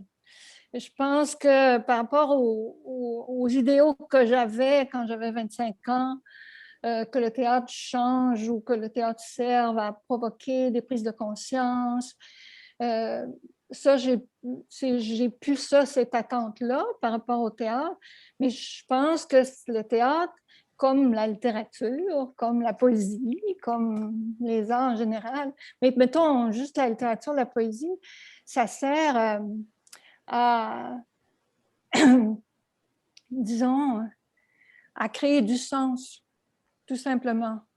Que moi, quand je me demande à quoi ça sert, ce que je fais, j'ai comme des ambitions très modestes par rapport à ça. Je me dis, moi, je participe à ça. J'apporte une contribution à cette grande aventure de la fiction. Les êtres humains ont besoin de fiction. Ils ont besoin puis la fiction au théâtre, puis la fiction dans un roman, puis dans un film, c'est un peu différent, mais c'est quand même toujours de la fiction. Puis je suis de plus en plus profondément convaincue de ça, qu'on a un profond besoin de, euh, se, de faire sens de ce chaos qu'est le monde, qu'est notre vie, puis qu'une façon de faire sens, c'est de découper à l'intérieur de cette espèce de courant de vie qui nous traverse, de découper une petite histoire avec un début, un milieu, une fin, avec quelque chose qui a bougé entre le début puis la fin, avec une... Puis on va voir ça, puis on se dit, ah, je ne sais pas qu'est-ce qu'on se dit, c'est vrai, ça parle de ça, ça parle de la difficulté de vivre, mais c'est juste ça. Moi, puis je trouve que le théâtre, c'est particulier, je ne sais pas quel pourcentage de la population le théâtre rejoint, c'est pas beaucoup, c'est peut-être 5% de la population qui va au théâtre. Et puis, pendant longtemps, je trouvais ça scandaleux. Là, on dirait que c'est plus mon combat, même si j'approuve tous les efforts que les théâtres font pour élargir leur public, puis le diversifier aussi, rejoindre la diversité et tout ça. Mais euh, je me dis, je sais pas, c'est comme le jazz, pas tout le monde qui aime le jazz. C'est comme une fréquence, le théâtre. Puis, il y a des... mais c'est... Mais ceux qui aiment ça, il y a une telle puissance de ça. D'être réunis dans une salle. Il y a quelque chose que j'aime aussi d'archaïque dans le théâtre, là, malgré les outils technologiques qu'on a aujourd'hui, les effets spéciaux qu'on peut faire sur une scène de théâtre, mais ça n'empêche qu'on fait du théâtre à peu près comme on en faisait il y a 6000 ans, là, puis que cette beauté-là de s'asseoir dans une salle et de se laisser toucher, émouvoir, bousculer par des gens qui sont devant nous, puis on le sait, qui jouent à quelque chose parce qu'on voit le cadre de scène, puis quand ils sortent du cadre, on le sait qu'ils sont dans une autre réalité. Mais ça, c'est très puissant. Puis ça, je suis sûre que ça sert à quelque chose, mais pourquoi il n'y a pas plus de gens qui vont au théâtre? Pourquoi il n'y a pas plus de gens qui sont touchés par ça? Je ne le sais pas. Ben, après, il y aurait tout un questionnement à avoir sur, par exemple, juste l'intérêt collectif qu'on y accorde. C'est-à-dire, Ouais, si on prend par exemple le fait que toi, c'est à l'école que tu as été amené à ça. On oui, se souvient que le théâtre de Nice Pelletier à l'époque était là pour monter des classiques pour les cégeps, les secondaires, et c'était obligatoire d'y aller aux cours classiques, blablabla. Ben, il y a quelque chose collectivement qui est de oui, trouver ça tout à fait. important et d'amener les gens à y Oui, aller. oui, oui. Aujourd'hui, collectivement, on a perdu, ou enfin, le peu qu'il y avait déjà, on l'a vraiment, Ouais, on le laisse aller. Et donc, enfin, moi, je pense que c'est pas parce que le théâtre n'intéresse pas les gens, c'est parce qu'on leur dit pas que c'est intéressant. Puis, évidemment, ben, c'est pas évident ouvrir la porte d'une salle de théâtre parce que c'est tellement un univers que si tu n'as pas quelqu'un oui, pour t'amener, tu sais. Donc, enfin, là, il y a quelque chose qui est beaucoup plus autour de l'infrastructure et la politique du théâtre. Mais bon, si tu veux, Carole, on s'en oui, parlera la prochaine fois qu'on se oui, parce croisera. que j'ai Je encore vais... beaucoup de choses à dire là-dessus, mais Ah, là, mais on va... tu peux y aller si tu Non, veux, non, si tu non, avais non. envie de dire, mais Non, mais je voulais juste dire que je peux comprendre que c'est intimidant aller au théâtre. Moi, tu sais, des fois, je rentre dans une galerie d'art puis je suis intimidée parce que je ne sais pas comment regarder ça ou parce que, tu sais, là, je peux comprendre que si tu n'es jamais allé au théâtre, c'est intimidant. Puis c'est peut-être là qu'il y a un travail à faire, tu sais, de, parce que même si moi, je suis quelqu'un qui a une formation artistique, je n'ai pas le même rapport avec toutes les formes d'art. Puis il y a des formes d'art qui m'intimident, où je ne me sens pas, où j'ai peur de dire une bêtise en réagissant. Fait que je me dis, je comprends quelqu'un qui n'a pas de formation en art, qui se dit, rentrer dans un théâtre, ce n'est pas pour moi. Bon. faut apprendre un peu Mais oui, voilà. à connaître un certain nombre de Voilà. codes. Donc, enfin, je suis tout à fait d'accord avec toi. Alors, écoutez, ben, on ouvre, je vais ouvrir les questions. Je vais vous laisser l'accès à Carole pour que vous puissiez lui poser vos questions. Donc, s'il y a des choses, si vous avez envie de poser une question, on pourrait commencer par y aller de manière très libre. Et puis, si ça se bouscule au portillon, on fera le jeu des mains levées. Donc, s'il y a quelqu'un qui a envie de poser une question, c'est ouvert. Oui, j'en ai une. Oui. J'ai été très, très touché par ce que je pense que vous considérez comme un requis, que l'émotion soit vraie. Mhm. Je trouvais ça très, très, très important. C'est peut-être même essentiel. Mais ça m'a fait penser que il y a probablement deux étapes. Il y a peut-être l'acteur lui-même qui va Mhm. peut-être reproduire cette vérité d'une certaine façon, plus ou moins réussie. Et puis, il y a Mhm. aussi le spectateur en bout de ligne qui va percevoir l'émotion comme étant vraisemblable ou vrai ou Oui, oui, sentir oui. vraiment. Est-ce que ces deux étapes-là, où le spectateur, l'acteur, est-ce qu'ils sont présents quand vous êtes en train d'écrire, quand vous êtes en train de Mhm. travailler sur votre pièce? Euh, je, mais ce que je peux dire, c'est que quand j'écris une pièce, j'ai toujours conscience que ça va se passer devant des gens.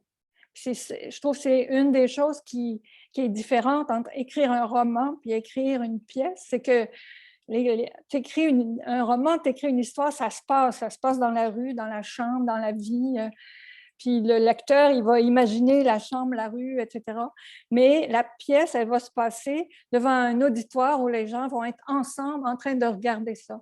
Et ça, j'ai toujours conscience de ça. Après, je n'ai pas de contrôle sur la façon dont le spectateur va recevoir ce que j'écris, mais je trouve que c'est sûr quand on écrit, on a, je pense que moi, je suis principalement, j'essaie d'être dans le cœur du personnage, mais il y a une petite partie de moi qui est assise dans la salle puis qui regarde ça, puis qui se dit, si je regarde ça, est-ce que je comprends d'abord? Est-ce que je comprends? Parce que le théâtre, c'est un art d'expression, mais c'est aussi une communication. Quand on raconte une histoire à quelqu'un, il y a une partie de nous qui prend en compte l'autre qui est devant, qui on se dit, attends, il faut que je donne tel détail pour qu'il comprenne tel détail. Donc, il y a une partie de moi qui est assise dans la salle qui se dit, est-ce que je comprends? Est-ce que ça m'intéresse? Comment je suis? Tu sais, donc, il y a une mais c'est sûr que la plus grande part de moi, elle doit être dans le corps du spectacle, de l'acteur ou du personnage. Mais oui, c'est là quelque part. J'imagine que ça vient peut-être un petit peu après. C'est pas quelque chose que vous voulez qui vous envahisse au départ, au début de votre Oui, travail d'écriture. J'imagine que vous le laissez à une autre étape. oui, c'est vrai, parce qu'au début, on est plus, comme je disais, je pars de quelque chose qui est très petit, puis je le construis. Alors, au début, c'est pas encore sur un plateau, c'est encore ce personnage-là qui commence à vivre, et puis tranquillement, là, quand je commence à écrire des vraies répliques, là, j'ai conscience qu'il va y avoir des gens réunis qui vont regarder ça. Merci.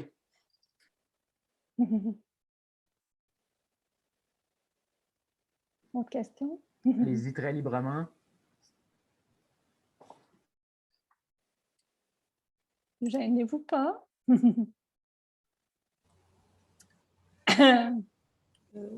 Carole, Oui. moi j'avais une question finalement au niveau vraiment de l'écriture, dans le sens que lorsque tu construis la pièce et que tu construis les personnages, bon, tu le fais en écrivant, mais est-ce qu'il y a finalement un travail d'écriture plus finalement au niveau là, de style ou de peaufinage qui se fait en même temps ou à la fin, il y a vraiment un autre travail à ce niveau-là? Le peaufinage. Je pense que ça se fait en même temps. Mais c'est sûr que après, il y a plusieurs étapes, je relis, puis je fais plusieurs versions aussi. Mais je pense que si tu parles de la langue, là, c'est quelque chose qui est au cœur même de l'écriture, que je soigne au fur et à mesure, ça, c'est sûr. OK, donc, il y a pas, dans le fond, ma question, c'était plus comme finalement, comme le côté plus difficile là, de partir, d'avoir finalement le matériau de base. Mais toi, comme finalement, dans le fond, la construction du personnage doit prendre tellement de place Ouais. que finalement, c'est pour ça que je me demandais si tout ce travail de construction du personnage, même si ça passe avec l'écriture, il se faisait comme quand même comme dans un premier temps, puis ensuite plus l'écriture de modelage. Non, parce que ça se fait un peu en même temps, c'est-à-dire que le personnage il se construit aussi en parlant. Le personnage existe aussi dans sa langue, dans son souffle, dans la façon dont il parle. Alors, ça, je le découvre aussi à travers ça. Donc, ça se fait plutôt en même temps, je dirais. OK, merci. Bonsoir Carole. Du coup, pour rebondir par rapport à la première question, je me posais juste la question de savoir si parfois tu te posais aussi en tant que metteur en scène par rapport à ton écriture, ou tu restes vraiment dans le côté comédien et écriture des personnages. Non, bonjour Myriam, ça fait longtemps qu'on s'est vu. Ça fait longtemps, ça fait plaisir. Myriam, elle a suivi un atelier avec moi, hein, je pense, à Paris, il y a longtemps. À Paris, avec c'est Catherine Anne. Oui, c'est ça. Je serais incapable de dire l'année parce que ça fait longtemps. Chiffres, mais ça fait longtemps. Bon, pour répondre à ta question, est-ce que je me pose comme metteur en scène? Non, pas tellement. Moi, je n'ai pas du tout ce sens-là. Je ne serais pas du tout capable de monter mes pièces. Et je n'ai pas du tout ce sens de dans quel espace ça va se... C'est-à-dire, là, par exemple, Nassara, je le sais que ça se passe... Pour moi, ça se passe dans une salle de réunion, dans un building à Ouagadougou. Mais c'est tout. Je ne vois pas ça. Puis bien sûr, je le sais que quand ça va être monté, ce ne sera pas une vraie salle de réunion, puis il va y avoir un décor un peu abstrait, puis tout ça. Mais puis de la même façon, non, je ne vois pas du tout la mise en scène. Puis des fois, je suis très surprise par les mises en scène parce que ça inspire aux metteurs en scène. Mais je n'ai pas du tout ça. Puis je suis très curieuse parce qu'il y en a beaucoup d'auteurs qui font eux-mêmes la mise en scène. Et donc, j'imagine que quand ils écrivent, ils imaginent aussi déjà comment ça va se déployer dans l'espace, puis dans quelle sorte d'esthétique et tout ça. Mais moi, pas du tout. D'accord. Merci. Oui. Votre micro. Bonjour. Bonjour. Diane Langlois. Bonjour. Bonjour. J'aimerais savoir votre opinion sur la place des femmes au théâtre au Québec quand on dit que les œuvres des femmes sont moins montées, que les sujets des femmes sont plates. Est-ce que vous avez eu à vous battre pour faire passer vos... Parce qu'il y a beaucoup, je connais bien vos œuvres, puis si je me souviens des 4 morts de Marie, là, ouais, c'est pas vendeur comme titre, les femmes. Bon, alors tout ça, votre position face à ça au Québec, puis bien sûr ailleurs, c'est peut-être aussi autre chose, mais j'aimerais avoir votre point de vue autour de ça, ouais. Oui, mais je pense que ça a évolué, là, puis tu sais, ça bouge beaucoup là, en ce moment dans le milieu sur la question de la place des femmes, puis il y a les femmes pour l'équité en théâtre et tout ça, puis j'ai l'impression qu'il y a un vrai effort dans les théâtres là, pour faire plus de place.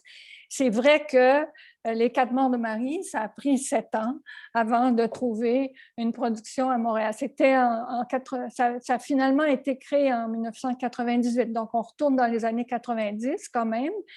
Puis moi, j'ai la première lecture publique, ça a eu lieu en 1993. Donc, c'est ça, 98, oui, c'est ça. Et puis, non, ça, c'était la deuxième. Il y avait eu une première lecture en 91. Après, il y a eu une lecture en 93. Et puis après ça, en tout cas, ça a finalement été monté à Paris puis à Montréal en même temps. Mais c'est sûr que je pense que j'arrivais avec un objet dont on ne savait pas quoi faire. Mais je pense que ce n'était pas juste... Certainement que c'est relié au fait que c'est une écriture de femme, que c'est un parcours d'une femme, mais c'est un regard de ça. Moi, je revendique beaucoup ça, le droit de parler de l'expérience humaine à travers un destin de femme. Les 4 morts de Marie, ce n'est pas une pièce féministe au sens militant, ou ce n'est pas une pièce sur la condition spécifique des femmes, c'est une pièce sur une aventure humaine, mais vue par des yeux de femmes, parce que j'en ai pas d'autres. C'est comme ça que je vois le monde. Puis, donc, il y avait ça, mais je pense que ça a été un frein, qu'on ne savait pas trop comment caser ça. Puis, il y avait aussi que la fin des années 90, moi, je dirais que j'arrivais aussi avec une langue puis une façon d'écrire qui ne fitait pas tellement dans je sais pas, la façon dominante de faire du théâtre. Je dirais qu'on, sans vouloir du tout, moi, à cette époque-là, je disais, on était encore dans la matrice Michel Tremblay. Tu sais, c'était ça le théâtre québécois. Et puis, moi, j'arrivais avec une langue qui n'était pas comme ça, avec un regard tout bas, c'était pas frontal, c'était pas une façon c'était pas la colère, c'était pas l'indignation, c'était pas, en tout cas, il y avait beaucoup de choses qui étaient différentes. Et je pense que ça explique pourquoi ça a pris autant de temps. Est-ce que je peux poser une deuxième question? Oui, oui, allez-y. C'est justement, ça c'est spécifique aux 4 morts de Marie parce que je m'en souviens c'était Anne-Marie Olivier qui avait monté, en tout cas, la metteur en scène, on avait parlé, puis en tout cas. Mais en général, la place justement du discours des femmes, vu que c'est parti d'un mouvement féministe avec les cuisines et tout ça, comment l'œuvre d'une femme qui, vous, a pu passer, parce qu'il y a beaucoup d'œuvres de femmes qu'on n'a pas vues. Est-ce que vous avez eu des embûches à ce niveau-là, plus qu'aux 4 morts de Marie, mais en général, dans toutes les pièces? Mais c'est une question piège, je dirais, dans le sens que c'est sûr que j'ai pu avoir, surtout au début, j'ai eu l'impression que j'avais particulièrement de la difficulté à imposer mon théâtre, bien que j'ai eu le prix du gouverneur général pour les 4 morts de Marie. Puis là, j'ai eu le prix du gouverneur général pour Small Talk. Ça fait 5 ans, puis c'est toujours pas joué. Puis donc, tu sais, je me disais, il y en a une reconnaissance, mais pourquoi? Tu sais, pourquoi ça ne se traduit pas par plus de production, etc., plus de visibilité? Mais parallèlement, tu sais, j'ai eu toute une carrière en Europe où j'ai été beaucoup jouée. Ça fait que, tu sais, quand j'étais en France, je n'avais pas du tout l'impression que je ne sais pas, que mon théâtre était boudé parce que c'était un théâtre de femmes, mais peut-être que je n'ai pas eu accès au même grand plateau. Tu sais, j'ai beaucoup de misère à parler de ça parce que je trouve que c'est très piégé. Est-ce que, jusqu'à quel point le fait d'être une femme, puis le fait, tu sais, je trouve que j'ai eu beaucoup de reconnaissance, puis j'en ai encore, puis j'ai de belles diffusions, mais après, je peux me comparer à d'autres puis dire, mais c'est pas ça. Mais est-ce qu'il faut mettre le focus là-dessus? J'aime mieux pas regarder ça comme ça. Je comprends, merci. Vous comprenez, hein? Oui. D'autres questions?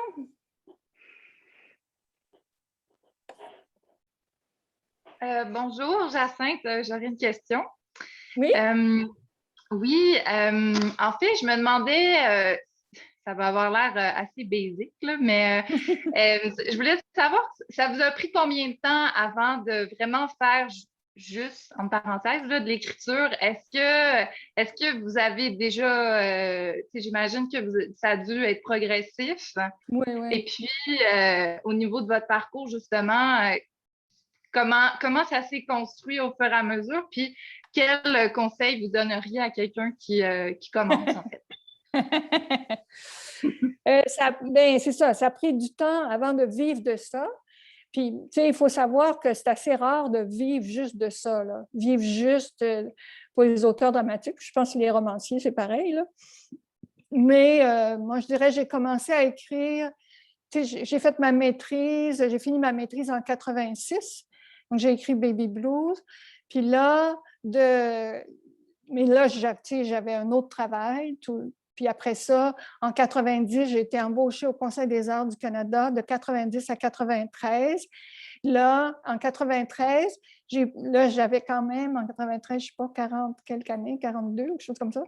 Puis là, je me suis dit, là, je lâche ma job parce que si je continue dans cette job-là, je n'écrirai jamais parce que j'avais une job à temps plein et aussi parce que ça me mettait un peu en conflit d'intérêts parce que je donnais des subventions aux compagnies de théâtre, j'étais agent aux compagnies de théâtre. Là. Et donc, ça a été un moment très important pour moi. Juin 93, j'ai remis ma démission au Conseil des arts. Beaucoup de gens autour de moi me disaient « Es-tu folle? Tu as un job en art, tu as un job dans le milieu artistique, c'est bien payé, j'aurais eu de l'avenir, j'aurais pu avoir de l'avancement. » Et je peux vous dire que je n'ai pas dormi pendant plusieurs nuits. J'avais une petite fille de 13 ans à l'époque. Puis là, de 93, puis là, je me suis dit, quand j'ai quitté ma job, je me suis dit, bon, la première année, je vais avoir du chômage. La deuxième année, je vais avoir une bourse. La troisième année, je vais vivre d'écriture. Ça ne s'est pas exactement passé comme ça. Mais la première année, j'ai eu du chômage, même si c'était l'année où c'était Jean Chrétien qui était premier ministre et qui a annoncé qu'on n'avait plus droit au chômage quand on quittait volontairement sa job. Puis là, je me rappelle d'avoir pleuré dans ma cuisine, mais je ne fais rien, j'ai eu le droit pour un entourloupette, j'ai eu le droit. Après ça, la deuxième année, j'ai eu une bourse pour écrire Les 4 morts de Marie. Ça a été super important parce qu'il y avait des gens quelque part au Conseil des arts, des pères qui disaient oui, on aime ça, ce projet-là. Mais la troisième année, je n'ai pas vécu de mes droits d'auteur. Mais je me suis dit, je vais faire des petits contrats. Puis effectivement, j'ai vécu de petits contrats de rédaction et tout ça. Je m'étais dit, j'écrirais même pour la télévision. Puis j'étais prête à écrire pour la télévision puis à apprendre ça, mais ça n'a pas donné. Et puis, j'ai vraiment commencé à vivre de ça en 98 quand ma pièce a été jouée en France, parce que là, ça a débloqué. Ma pièce a été publiée chez Actes Sud. Depuis ce temps-là, mes pièces sont publiées chez le MEAC Actes Sud, donc elles sont beaucoup diffusées en France. Puis ça m'a donné... puis là, tout à coup, j'ai eu... Bon, quand on dit qu'on vit de ça, c'est pas seulement des droits d'auteur, mais c'est aussi des invitations, des résidences, de donner des ateliers ou tout ça. Mais je dirais que c'est depuis 1998-99. Donc, ça a pris, c'est ça, là, une dizaine d'années pour répondre. Fait que mon conseil, c'est tenez le coup. C'est vrai. Puis soyez polyvalente, puis soyez prête à faire des petits boulots. Merci.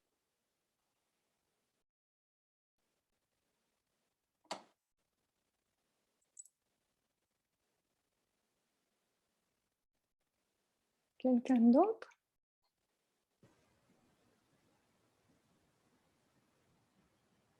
Allez-y, hein, si quelqu'un veut poser une question, gênez-vous pas. Carole, est-ce qu'il y a un sujet ou quelque chose que tu sens qu'on a escamoté? Ben, il me semble qu'on a dit beaucoup de choses quand même, là. Ben oui, c'est bien. Oui, bonjour. Elle veut dire, elle veut Moi, poser j'aurais une une question. autre question. Ça a ouvert tellement de choses, la réponse de tantôt.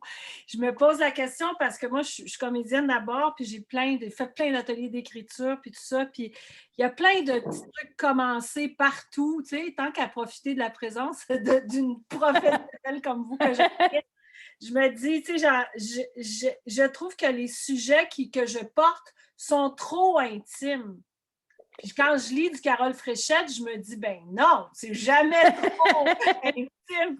Puis c'est le sujet des filles, c'est pas intéressant. Tu sais. Moi, je suis pas dans les bébés boomers, puis je suis pas dans les nouveaux qui veulent tout, qui ont comme une espèce d'élan pour tout changer. Je suis vraiment dans le X. Ouais. Puis, t'as peu, là. Fait que les filles, on est vraiment entre les deux. On n'est pas les bébés boomers, mais on n'est pas nos filles qui... Fait que je me dis toujours c'est trop intime. Ma question, c'est il n'y a pas de sujet trop intime, c'est ça? Non. Et ça dépend qu'est-ce que vous voulez dire par intime, mais... Et non, mais non, je pense que...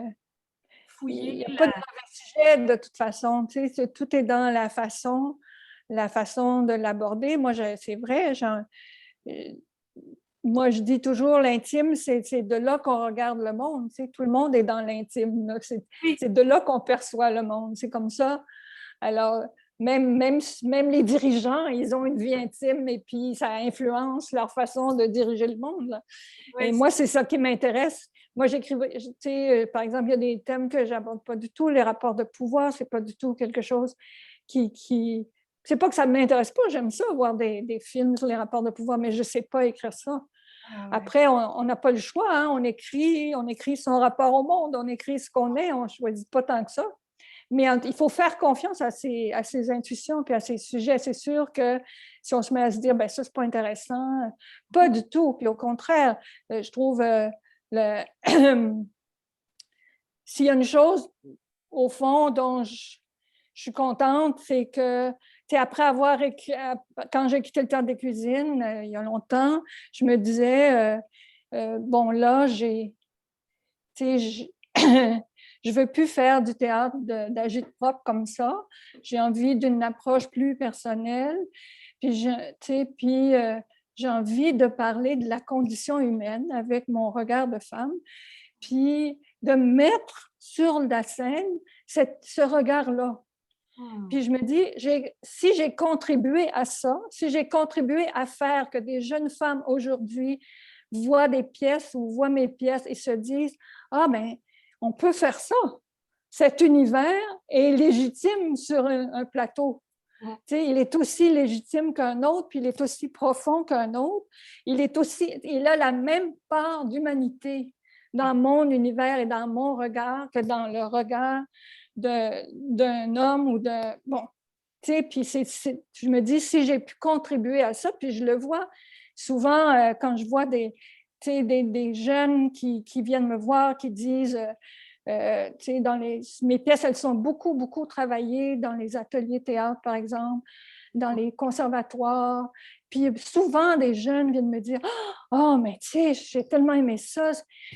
C'est comme une langue qui rentre facilement dans mon corps. » Mais je me dis, ça, si j'ai pu contribuer à ça, puis à faire que plein de jeunes femmes se sentent légitimes de mettre leur regard et leur univers sur un plateau de théâtre, c'est déjà ça, je trouve. Oui. Merci. Merci. Carole? Oui? Une autre question. Oui? En fait, c'est qui ça? C'est Nathalie Rafal. Ah, Nathalie Rafal, bonjour. Bonjour Carole, donc c'est un grand plaisir de te revoir. C'est pas une question en fait, c'est juste un témoignage par rapport à ce que tu viens de dire. En fait, moi, c'est un ami québécois, Mario Pellerin, qui m'avait fait découvrir c'était pas ta première pièce, c'est la première pièce de toi que j'ai lue, qui est La peau d'Elisa. Oui. C'est une jeune comédienne, et quand j'ai lu ça, ça a été je sais pas, comme une éruption, une déflagration, quoi. Et je me suis dit, vraiment, c'est exactement ce que tu viens de dire, je me suis dit, mais en fait, c'est possible. C'est possible, des théâtres différents qui parlent tellement, enfin, pour moi, c'est une pièce d'une sensibilité et d'une force extrême, et du coup, voilà, c'est vraiment ça qui m'a... Ça a été une ouverture immense dans ma vie, et à ce moment-là, je n'avais pas encore commencé à écrire, mais je sais que ça m'a fait cette autorisation, et que ça fait une vingtaine d'années que j'écris, et pareil, pareil, mais je suis quand même dans l'écriture de l'intime et du sensible. Mais voilà, ça a été une porte ouverte, et je me dis, c'est extraordinaire de faire ça. Peut-être que petit à petit, voilà, de porte en porte, ça peut autoriser des personnes à suivre leur chemin, quoi. Donc voilà, merci. Ah ben, ça fait plaisir. Merci. Merci, Nathalie. C'est Tao qui écrit aussi déjà.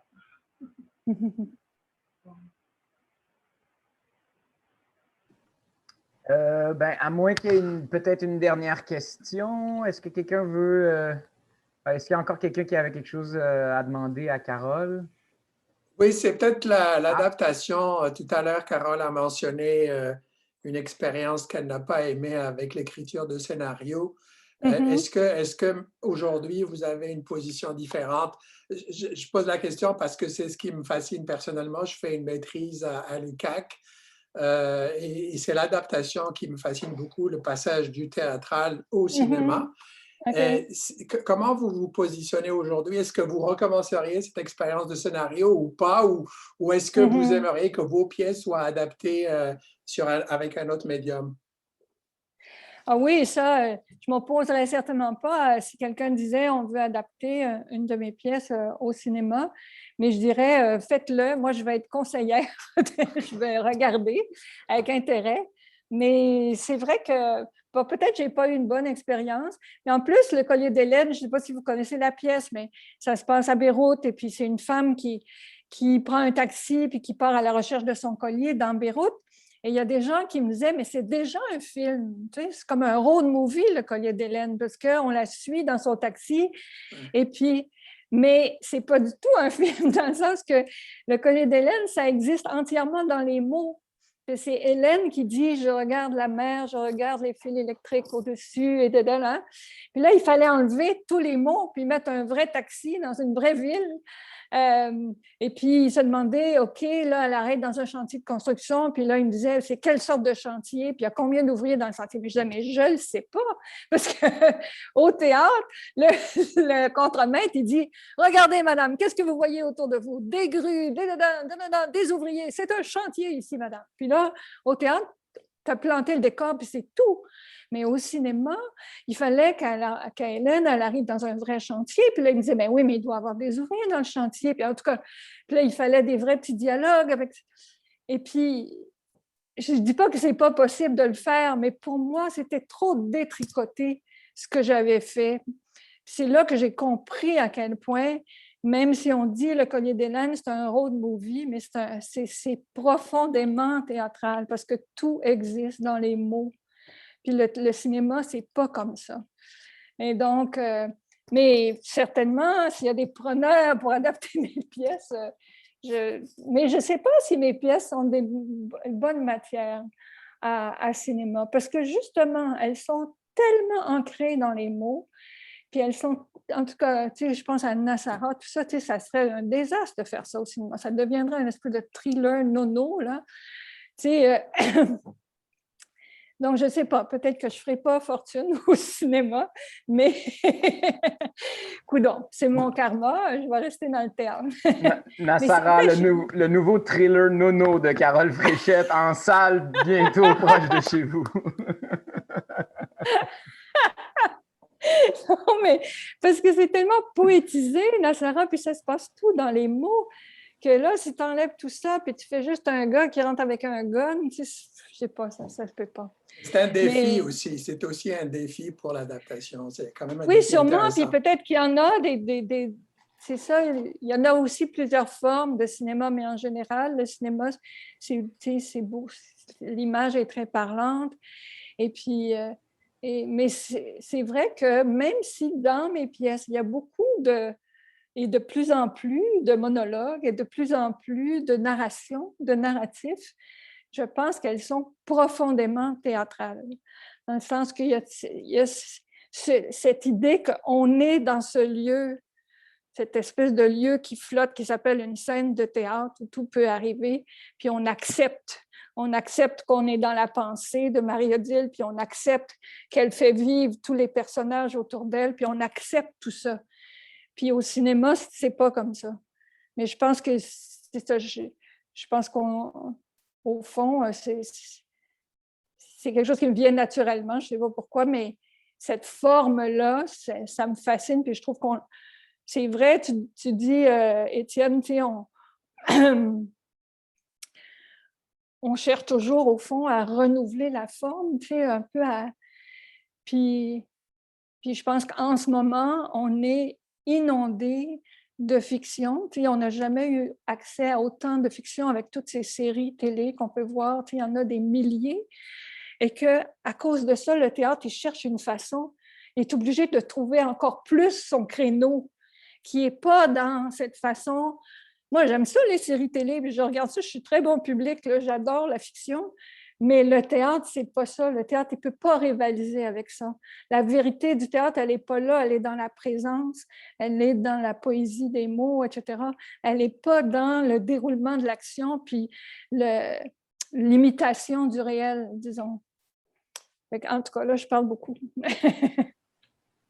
Non, mais c'est très juste. Moi, je me dis même souvent qu'au contraire, le théâtre est libéré oui, de son obligation de faire du c'est ça. naturalisme et du réalisme. Et le théâtre, soudainement, peut, comme l'art visuel s'est libéré du figuratif à partir de l'arrivée de la caméra photo, de la même manière, le théâtre est maintenant complètement libéré de son obligation de faire du naturalisme ou du réalisme pour découvrir tout ce qui n'est que lui-même, qui n'appartient qu'à lui-même.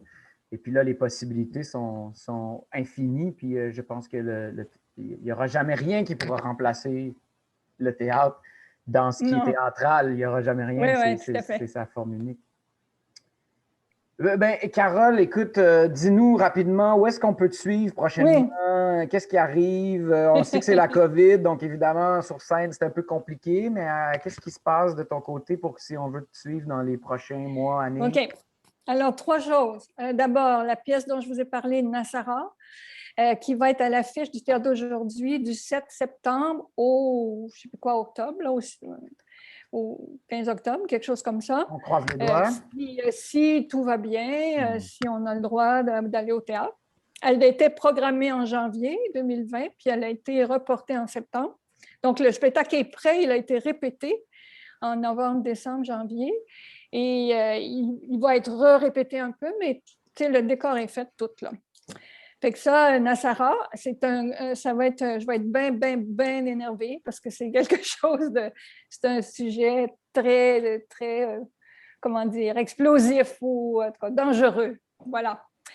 On ne peut pas dire que je reste dans mes zones de confort. On ne peut pas dire ça. Et puis, l'autre chose, c'est une correspondance que j'ai entretenue avec Lise Vaillancourt pendant 2 ans. Une correspondance sur nos pièces. Elle commençait à écrire une pièce, puis moi, je commençais à écrire une pièce. Et on a fait un pacte. On s'est dit, on va s'écrire une fois par 15 jours pour dire où est-ce qu'on en est dans l'évolution de notre pièce. Et puis, on a fait ça pendant 2 ans. Et moi, j'étais en train d'écrire Nassara. Donc, dans cette correspondance, il y a un peu le making-of de Nassara. Et Lise était en train d'écrire une pièce qui s'appelle Le chant de la tortue. Et puis, une fois qu'on a eu fini, enfin, qu'on a décidé d'arrêter la correspondance, on s'est dit, mais on trouvait ça riche comme matière et tout ça. On a eu envie de partager ça. Alors, on a créé un petit spectacle qui est tiré de cette correspondance qui s'appelle « Un vent fou s'est levé dans ma tête ». Ce spectacle a été présenté au FIL, au Festival international de littérature en septembre dernier, qui était juste entre 2 confinements. Là, on s'est glissé, puis on a eu 2 soirées à la Place des Arts. Et puis, sans doute que ça va tourner, ce spectacle, qui est très, très cher à mon cœur, qui est c'est une lecture, en fait, de nos lettres. Bien sûr, c'est un choix de lettres parce que c'était beaucoup plus long, la correspondance. Et puis aussi, il va y avoir la publication de la version intégrale de la correspondance. Mais c'est vraiment comme une plongée dans le très, très intime de la création, où on voit comment se développe les questions qu'on se pose et tout ça. Et finalement, je participe là à un nouveau projet de création qui est aussi inusité pour moi, à l'invitation d'une jeune metteur en scène qui s'appelle Laurence Emery Castonguay. Elle vient un peu de la mouvance de Omnibus. Et puis, elle a été formée là, elle a 30 ans, je pense. Et elle voulait faire un spectacle avec 4 actrices qui viennent de cette école-là, donc Francine Alpin, Denise Boulanger, Nadine Walsh et Nathalie Claude. Et elle voulait faire ça sur le thème de la transmission et elle m'a demandé si je voulais être l'auteur de ce projet. Alors, ou l'autrice de ce projet. Donc, on travaille depuis le mois de septembre. C'est complètement nouveau pour moi parce que c'est un peu écriture de plateau. Je n'ai jamais fait ça. J'étais extrêmement réticente au début. Je disais non, moi, je ne fais pas ça. Moi, j'écris de mon côté. Mais j'étais en même temps très émue par cette demande-là. Et puis, je dois dire que là, il y a quelque chose qui est prévu en juin, mais qui n'est pas vraiment public, là, une espèce de laboratoire semi-privé, là, où on va essayer des choses, mais ça va être créé sans doute juste la saison d'après. Et puis, il n'y a pas de titre pour l'instant, mais ça parle beaucoup des pieds des femmes. Ça se passe dans la salle d'attente d'un podiatre. Peut-être aussi, Carole, je ne sais pas, qu'il y a un sens avec la pandémie à désirer faire un travail avec des gens plutôt que de penser à faire un travail tout seul chez soi. Puis c'est vrai que ça a été extrêmement précieux parce que justement, on a commencé en septembre passé. Puis tout l'automne, on pouvait quand même se rencontrer. Là. Puis là, moi, j'ai été absente un bout de temps, mais là, je vais retourner voir le travail. Puis je trouve ça... c'est tellement agréable d'avoir des interlocuteurs, puis d'avoir, c'est tout nouveau pour moi. Là, j'ai écrit un petit bout, puis là, ils sont en train de jouer ça, puis je leur dis, ben oui, mais je ne sais même pas si ça va rester comme ça. Mais c'est très... Moi, j'ai l'habitude, je suis un peu bonne élève aussi, j'ai l'habitude, là, quand je remets un texte, là, c'est pas la dernière version, mais il est très achevé, puis là, j'ai repassé. Fait que pour moi, c'est très déstabilisant de leur donner une scène, puis eux autres, ils partent avec ça. Mais bon, je me dis, j'ai envie d'expérimenter ça, de voir c'est quoi cette fameuse écriture de plateau, puis si c'est bon pour moi ou pas. Carole, merci beaucoup. Très hâte de suivre ces différents projets, ces différentes formes, puis de pouvoir suivre tout ton travail, ta réflexion et même tes prises de risques que tu continues de faire malgré tout. Voilà. Merci infiniment d'avoir accepté l'invitation d'être venu nous parler avec toute cette générosité. C'est toujours tellement agréable de te parler. Merci beaucoup tout le monde d'être venu écouter Carole. C'était vraiment un beau moment. Oui, puis, merci. Là, j'ai pas pu vous saluer tous ceux que je connais. Daniel, j'ai vu, Marie-André, mes amis de France, vous êtes si gentils d'être là. Merci. Carole, avant de partir, tu iras voir dans le chat, il y a beaucoup de gens qui t'ont salué et qui devaient partir. Alors, tu iras voir dans le chat leurs petits au revoir. Et voilà. Donc, merci tout le monde et puis au plaisir. C'était la dernière séance des rencontres. Donc, voilà, il n'y en aura malheureusement pas d'autres, mais bon, c'était quand même un plaisir de faire ces rencontres-là. Et puis, voilà, au plaisir tout le monde. Merci.